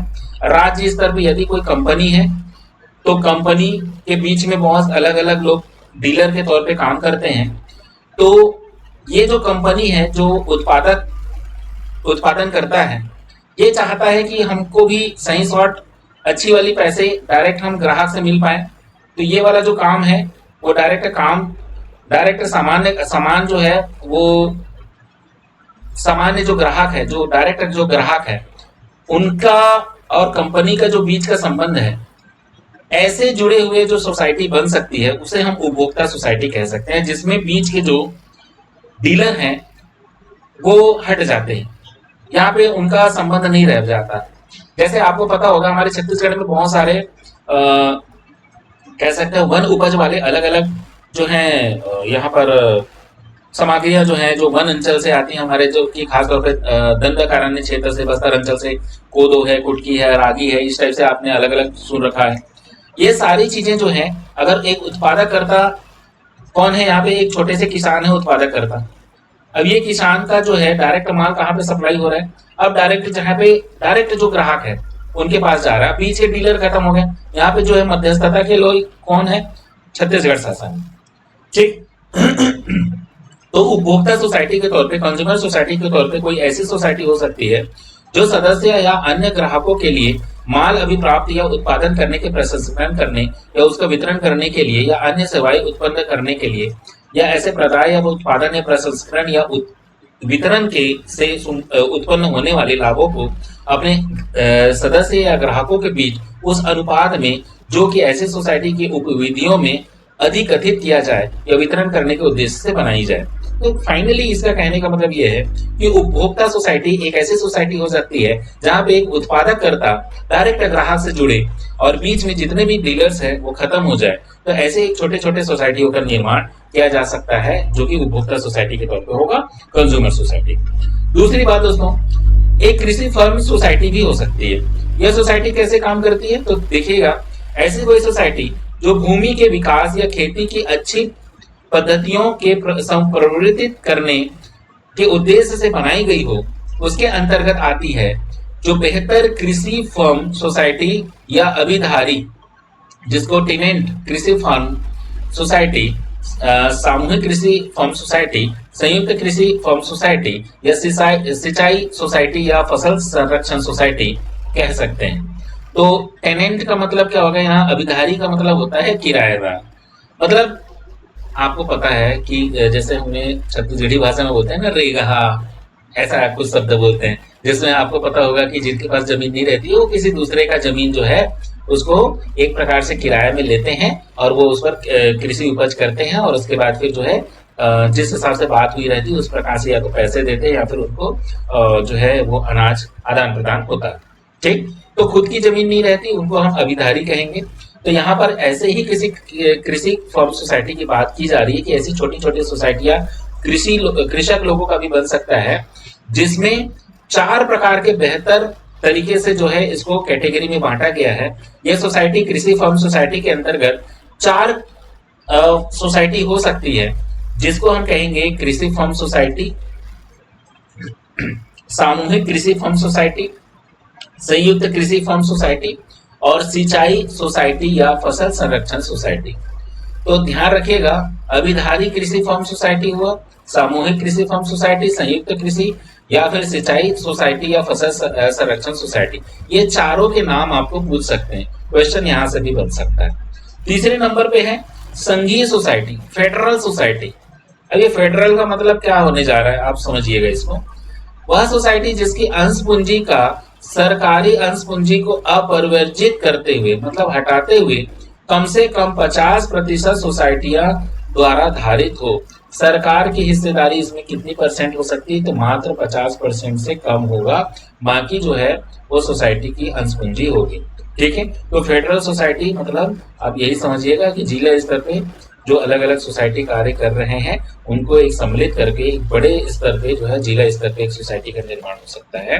तो फेडरल आपका यहीं से जुड़ा हुआ है, जिसमें सरकार की हिस्सेदारी आपको अगर पूछ दे तो याद रखिएगा 50% का सरकार की जो है हिस्सेदारी रहेगी और बाकी जो 50% से कम याद रखिएगा। चौथे नंबर पे है केंद्रीय सोसाइटी, सेंट्रल सोसाइटी। ये फिर से आपके जिला स्तर की बात करने जा रहा है। तो जिला सहकारी कृषि या ग्रामीण विकास बैंक या अन्य कोई सोसाइटी जिसका कार्य क्षेत्र राज्य के किसी भाग तक सीमित हो, जिसका उद्देश्य सदस्य सोसाइटियों के उद्देश्य संप्रवर्तित करना है, जिसके कम से कम 5 सदस्य सोसाइटियां हैं। तो मिनिमम 5 जो प्राथमिक सहकारी सोसाइटी है दोस्तों, वो यहाँ पर जिला स्तर पे एक अलग से सोसाइटी का गठन कर सकती है, जिसको हम केंद्रीय सोसाइटी कहेंगे, या जिला सहकारी कृषि या ग्रामीण विकास बैंक के तौर पे यहाँ पर देखेंगे। ठीक है, तो ये कहीं ना कहीं आप याद रखिएगा कि जिला स्तर पे भी अलग अलग प्राथमिक सोसाइटी मिलकर जिला स्तर पे एक बड़ी सोसाइटी का निर्माण कर सकती है। ठीक है, 5वें नंबर पे है गृह निर्माण सोसाइटी। अब गृह निर्माण सोसाइटी क्या है? Housing society. मान लो कुछ ऐसे परिवार हैं जो जैसे 10 परिवारों का एक प्राथमिक सोसाइटी बनता है। ये 10 प्राथमिक जो सोसाइटी हैं, इन्होंने इस उद्देश्य से सोसाइटी का गठन किया दोस्तों कि इन्होंने फंडिंग किया 10,000 रुपए की राशि। तो 10 सदस्य हैं, 10,000 रुपए की राशि अगर ये मिलाएं तो लगभग लगभग 1 लाख रुपए होता है। 1 लाख में मान लो 1 BHK का एक घर बनाना है, मतलब एक रहने लायक जो है घर बन जाए। ऐसे उद्देश्य से अगर कोई सोसाइटी बनाए जिसमें केवल अपने सदस्यों के लिए घर बना के दे पाए, ऐसा उद्देश्य अगर कोई सोसाइटी के सदस्यों का है और उस दृष्टिकोण से सोसाइटी जो बनती है जो कि घर निर्माण करने से जुड़ा हुआ हो, तो ऐसे सोसाइटी को गृह निर्माण सोसाइटी या हाउसिंग सोसाइटी कह सकते हैं। याद रखिएगा, वह अपने सदस्यों के लिए निवास स्थान की व्यवस्था करे, ये उद्देश्य यहाँ पे मुख्य उद्देश्य होगा। 6वें नंबर पे विपणन सोसाइटी, जिसको हम मार्केटिंग सोसाइटी कहेंगे फ्रेंड्स। कोई ऐसी सोसाइटी जो कृषि या अन्य उपज का विपणन करने के प्रयोजन से बनाई गई हो, जिसका उद्देश्य ऐसी उपज के लिए अपेक्षित वस्तुओं का प्रदाय करना सम्मिलित हो। अर्थात मतलब क्या है? विपणन सोसाइटी मतलब मार्केट प्रदत्त करना। ऐसे बहुत से छोटे छोटे व्यापारियों का एक समूह हो सकता है दोस्तों, जो मार्केट उपलब्ध कराने वाली सोसाइटी के तौर पे हो, अर्थात मार्केट बनाकर दे, ऐसी भी सोसाइटी का गठन हो सकता है जिसे हम मार्केटिंग सोसाइटी या विपणन सोसाइटी के तौर पे देखेंगे। ठीक है, अलग अलग व्यापार करने वाले लोग एक साथ इकट्ठे करके एक बड़े सोसाइटी का गठन कर सकते हैं और एक मार्केट उपलब्ध कराने के दृष्टिकोण से एक हाट का, एक बाजार का, एक ऐसे जगह का जो है चुनाव करके कह सकते हैं मार्केट बना के दे, ऐसे सोसाइटी को जो है हम विपणन सोसाइटी के अंतर्गत रखेंगे। 7वां है बहुप्रयोज्य सोसाइटी, मल्टीपर्पज सोसाइटी है साथियों। इसमें 2 या 2 से अधिक काम करने की भी बात हो सकती है। जरूरी नहीं है कि कोई एक ही उद्देश्य हो। भाई इनका उद्देश्य हो सकता है पर्यावरण से जुड़ा हुआ भी हो सकता है ना। जैसे हमारे यहाँ गौधन चल रहा है ना, गोबर खरीदी बिक्री चलती है, तो ऐसे भी अलग अलग सोसाइटी बन सकती है। इसके अलावा हो सकता है दूध पालन हो, इसके अलावा हो सकता है कि मछलियों का व्यापार करें। तो अलग अलग जो है प्रयोजन से भी जो सोसाइटी बने उसे हम बहुप्रयोजन सोसाइटी के तौर पे देखेंगे। ठीक है, 8वें नंबर पे है उत्पादक सोसाइटी, प्रोड्यूसर्स सोसाइटी कहेंगे इसको।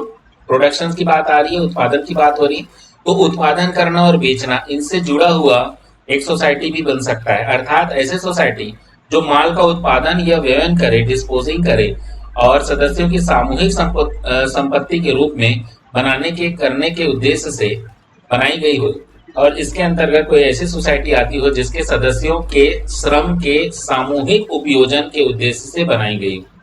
ठीक, तो ऐसे उत्पादक सोसाइटी को हम जो है इसी कैटेगरी में देखेंगे। ठीक है, तो प्रोड्यूसर सोसाइटी भी आपका यहाँ पे क्लियर हुआ।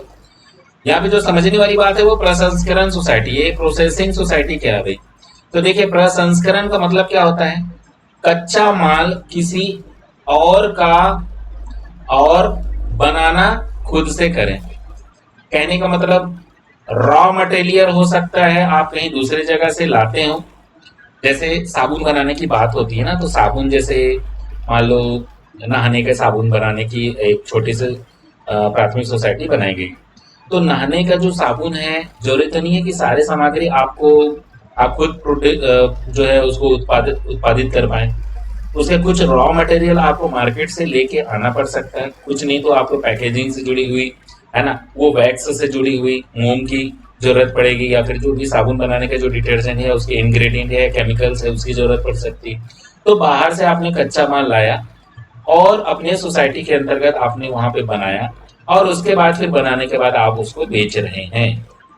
तो खरीदने और बेचने का, जिसमें कच्चा माल आपने खरीदा और बनाकर उसे जो है बेचा, ये प्रसंस्करण सोसाइटी के अंतर्गत होगा, जिसमें माल का उत्पादन यांत्रिक या शारीरिक प्रक्रिया द्वारा होगा और बहुत सारी अलग अलग चीजें हैं जिसमें प्रसंस्करण के अंतर्गत इसको डाली गई है। ठीक है, अब यहाँ पर चले 10वें नंबर पे संसाधन सोसाइटी भी है। रिसोर्स सोसाइटी क्या होती है?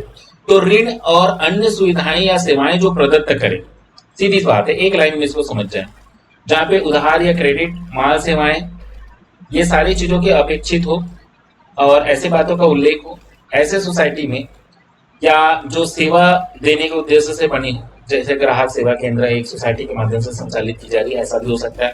प्राथमिक साख सोसाइटी, ये सारी चीजें जो हैं ये एक संसाधन सोसाइटी के तौर पे, रिसोर्स सोसाइटी के तौर पे काम करेगी।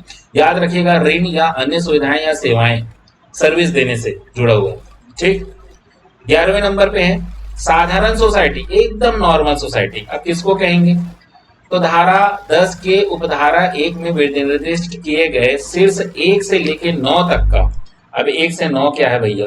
देखो, प्रसंस्करण सोसाइटी, उत्पादक सोसाइटी, गृह निर्माण सोसाइटी, विपणन सोसाइटी, बहुप्रयोजन सोसाइटी, कृषि फर्म सोसाइटी, संघीय सोसाइटी, केंद्रीय सोसाइटी और आपका उपभोक्ता सोसाइटी। ये जितने भी 1 से लेकर 9 तक आपने जो पढ़ा ना, इसी को साधारण सोसाइटी कहते हैं। तो यहाँ पर 11वें नंबर पे फिर से लिख दिए गए। ठीक, 12वें नंबर पे है औद्योगिक सोसाइटी, इंडस्ट्रियल पर्पस से जो सोसाइटी का निर्माण किया जाए। जैसे जो बुनकर लोग होते हैं ना, कपड़े बनाने वाले, अलग अलग बुनकर लोग, बढ़ई लोग, धातु कर्मकार लोग, मोची लोग हो सकते हैं जो जूते बनाते हैं।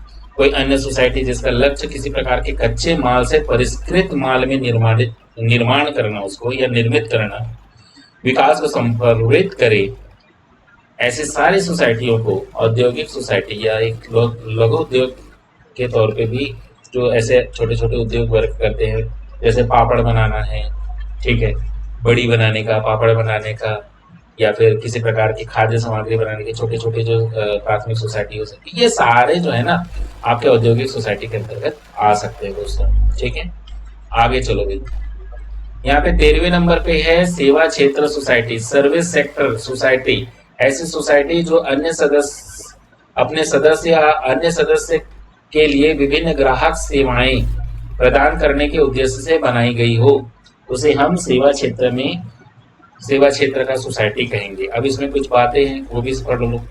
पहला तो ये है कि इसका वर्गीकरण कैसे करें। तो पहला है शीर्ष सोसाइटी, दूसरा है केंद्रीय सोसाइटी और तीसरा है प्राथमिक सोसाइटी। तो वही बात हमने जो पहले पढ़ रखा है कि प्राथमिक स्तर पे, गांव स्तर पे जो सोसाइटी है वो किसके सम्मुख होगा? केंद्रीय या जिला स्तर पे जो आपके बैंक हैं, और उसके बाद राज्य स्तर पे, और उसके ऊपर में तो आपका अपेक्स वाली जो बात है ना, जहाँ पे नाबार्ड आपका जुड़ा हुआ। तो यहाँ पे सेवा क्षेत्र में जो सोसाइटी है उसमें ये बात लिखी गई है कि वह सोसाइटी जिसका प्रधान उद्देश्य अन्य सोसाइटियों को उसके संबद्ध करने को सुविधाएं देना हो, कार्य क्षेत्र का संपूर्ण छत्तीसगढ़ पर जो है इसका विस्तार हो। केंद्रीय सोसाइटी आपको ऑलरेडी हमने बता दिया। प्राथमिक सोसाइटी आपको पता है कि वह सोसाइटी ना तो शीर्ष सोसाइटी हो और ना केंद्रीय सोसाइटी हो, इसके निचली स्तर पे हो, जो कि गांव स्तर पे हो दोस्तों। ठीक, आगे चलो।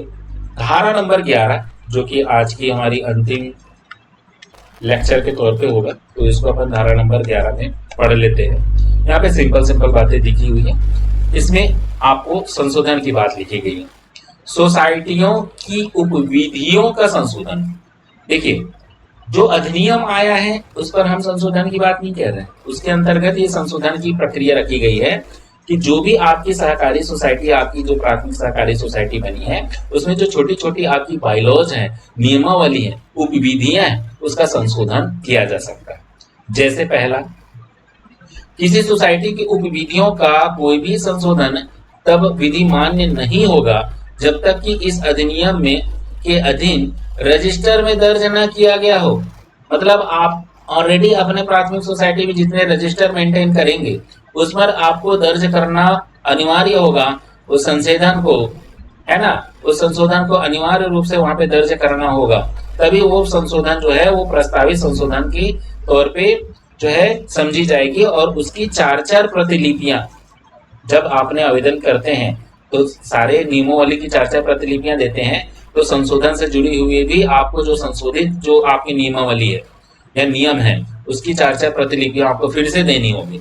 परंतु प्रत्येक सहकारी सोसाइटी इस अधिनियम या उसके अधीन बनाए गए नियमों में किसी से संशोधन से 45 दिवस के भीतर उक्त संशोधन के अनुपालन में या उप विधियों में संशोधन हेतु 4 प्रतिविधियों में रीति में रजिस्ट्रार को प्रेषित करेगी। तो ये 45 दिन का जो है डेडलाइन जो है, आपको पता है कि 45 दिन के भीतर जो है रजिस्ट्रार को कहीं ना कहीं अपनी बात यहाँ पे बतानी होती है। तो वो 45 दिन के ही समय काल है, उसके अंतर्गत ही ये सारे काम आपके होने हैं। दूसरी बात, रजिस्ट्रार का यह समाधान हो जाए कि प्रस्तावित संशोधन इस अधिनियम या उसके अधीन बनाए गए नियमों के प्रतिकूल नहीं है। अर्थात यदि आपकी प्राथमिक सहकारी सोसाइटी के माध्यम से जो आप संशोधन करना चाह रहे हैं वो बिल्कुल नियम के विरुद्ध नहीं है, अर्थात नियम में है, मतलब आप जो प्राथमिक सोसाइटी के तहत जो आप संशोधन करना चाह रहे हैं वो सही है, ऐसा रजिस्ट्रार को लगा तो इसमें कोई दिक्कत नहीं है। वो जो है उस संशोधन को जो है रजिस्टर में दर्ज कर देगा, ठीक है, और वो संशोधन जो है वो मान्य होगा। तो रजिस्ट्रार किसी भी संशोधन को अपने रजिस्टर में दर्ज नहीं करेगा तब तक वह मान्य नहीं होगा। अर्थात वो जो भी रजिस्टर मेंटेन करते हैं कि फलाना प्राथमिक समिति में एक संशोधन हुआ है जिसको हम बिल्कुल सही ठहरा रहे हैं, ऐसा करके वो जो है एक रजिस्टर मेंटेन करते हैं ना, रजिस्टर, उस रजिस्टर में दर्ज होना जरूरी है भाई, ठीक है, वो रजिस्ट्रार दर्ज करेंगे। दूसरी बात, अधिनियम कब आया तो फिर से रिमाइंड कर दूं, 13 जून 2001 को छत्तीसगढ़ सोसाइटी अधिनियम आया है, ये आपको अच्छे से क्लियर रखना है। अब तीसरी जो बात है यहाँ पे जिसको अलग से तरीके से लिखा गया है, ये एक बार देख लें। तीसरी बात वही बात है जो कि मैंने पहले बता दिया कि रजिस्ट्रार आवेदक सोसाइटी को सुनवाई का अवसर दिए बिना उप विधियों में किसी संशोधन को रजिस्टर में दर्ज करने से इनकार नहीं करेगा, ठीक है। कहने का मतलब उनको एक अवसर प्रदत्त होता है, मतलब रजिस्ट्रार के माध्यम से, कि भैया आपकी जो भी उप विधियां हैं इसमें संशोधन जो है वो हम उसको देखेंगे, समझेंगे, लेकिन ये भी बात है कि अगर वो सही है तो हम रजिस्टर में इसको बिल्कुल दर्ज करेंगे। यदि वह किसी संशोधन में रजिस्टर में दर्ज करने से इनकार करने का निश्चय करता है तो वह इनकार संबंधी आदेश उस इनकार कारणों सहित प्रस्ताव प्राप्त होने की तारीख के 30 दिन के भीतर सोसाइटी को संसूचित करेगा। 30 दिन मतलब क्या कहा इन्होंने कि मान लो रजिस्ट्रार को लगा कि फलाना नाम का संशोधन आपका जो है वो सही नहीं लग रहा है जी आपके सहकारी सोसाइटी के संबंध में, तो भाई ये संशोधन मुझे सही नहीं लग रहा है करके वो 30 दिन के भीतर ही जो आवेदन करता है, ठीक है, जिन्होंने आवेदन किया है उनको पूरी तरह से इनकार करने का कारण लिखते हुए, ठीक है, 30 दिन के भीतर जो है सोसाइटी को क्या करेगा, सूचित करेगा कि भाई ये संशोधन जो है वो सही नहीं है, हम ये संशोधन नहीं करने देंगे। परंतु यदि रजिस्ट्रार पूर्वोक्त कालावधि के ऐसे भीतर में निपटारा करने में असफल रहता है, जो ऐसी कालावधि के अवसान होने की तारीख के 15 दिन के भीतर ऐसे आवेदन को उच्च अधिकारी, और वही बात लिखी गई है, फिर 15 दिन का फिर वही कार्यकाल है। मान लो रजिस्ट्रार के नीचे अधिकारी है, ये रजिस्ट्रार को 15 दिन के भीतर जो है मान लो किसी प्रकार से उस पर बात नहीं किया, ठीक है, तो 15 दिन के भीतर जो है वो उच्च अधिकारी को जो है ये क्या हो जाएगा, ट्रांसफर हो जाएगा, ठीक। और आवेदन प्राप्त होने की तारीख के 2 मास के भीतर जो है इनको निपटारा करने का जो है रहेगा। लेकिन ये मान के चलिए 2 महीने में उनको एनी हाउ जवाब देना जरूरी है। मान लो 2 महीने में नहीं दिया तो फिर वो संशोधन फिर से मान्य हो जाएगा, ठीक। तो फाइनली अभी तक आपने जो मैंने क्लास लेने की जो कोशिश किया, जो मेरे हिसाब से आप लोगों को बहुत सारी चीजें क्लियर हुई होंगी दोस्तों, और जरूर एक बार फीडबैक दीजिएगा और आगे की क्लास आपको और भी मिलेंगी, ठीक है। तो कल आपकी और भी एक क्लास आ जाएगी। फिलहाल अभी तक के लिए इतना ही, और ध्यान रखिएगा अभी एक हमारी जो कैंपेनिंग चल रही है कि श्री गणेश इस नाम से हमारा एक कूपन कोड है, तो गणेश चतुर्थी डिस्काउंट ऑफर जो 20% चल रहा है हमारे ऐप पे, उस पर यदि आपके कोई भी मित्र हो, दोस्त हो, भाई बहन हो जिनको किसी प्रकार से ऐसे कोर्स से जोड़ना है तो जरूर उनको बताइए, अपने दोस्तों को शेयर कीजिए। और क्लासेस अच्छी लगती हो दोस्तों तो प्लीज़ लाइक शेयर करते रहो, सब्सक्राइब करो चैनल को, लाइक करो, शेयर करो, और ये जो घंटी दिख रही है इसको जरूर प्रेस करके रखो। ताकि समय पर आपको नोटिफिकेशन मिले। ठीक है, अभी के लिए इतना ही। फिर से मुलाकात होगी। Thank you everyone.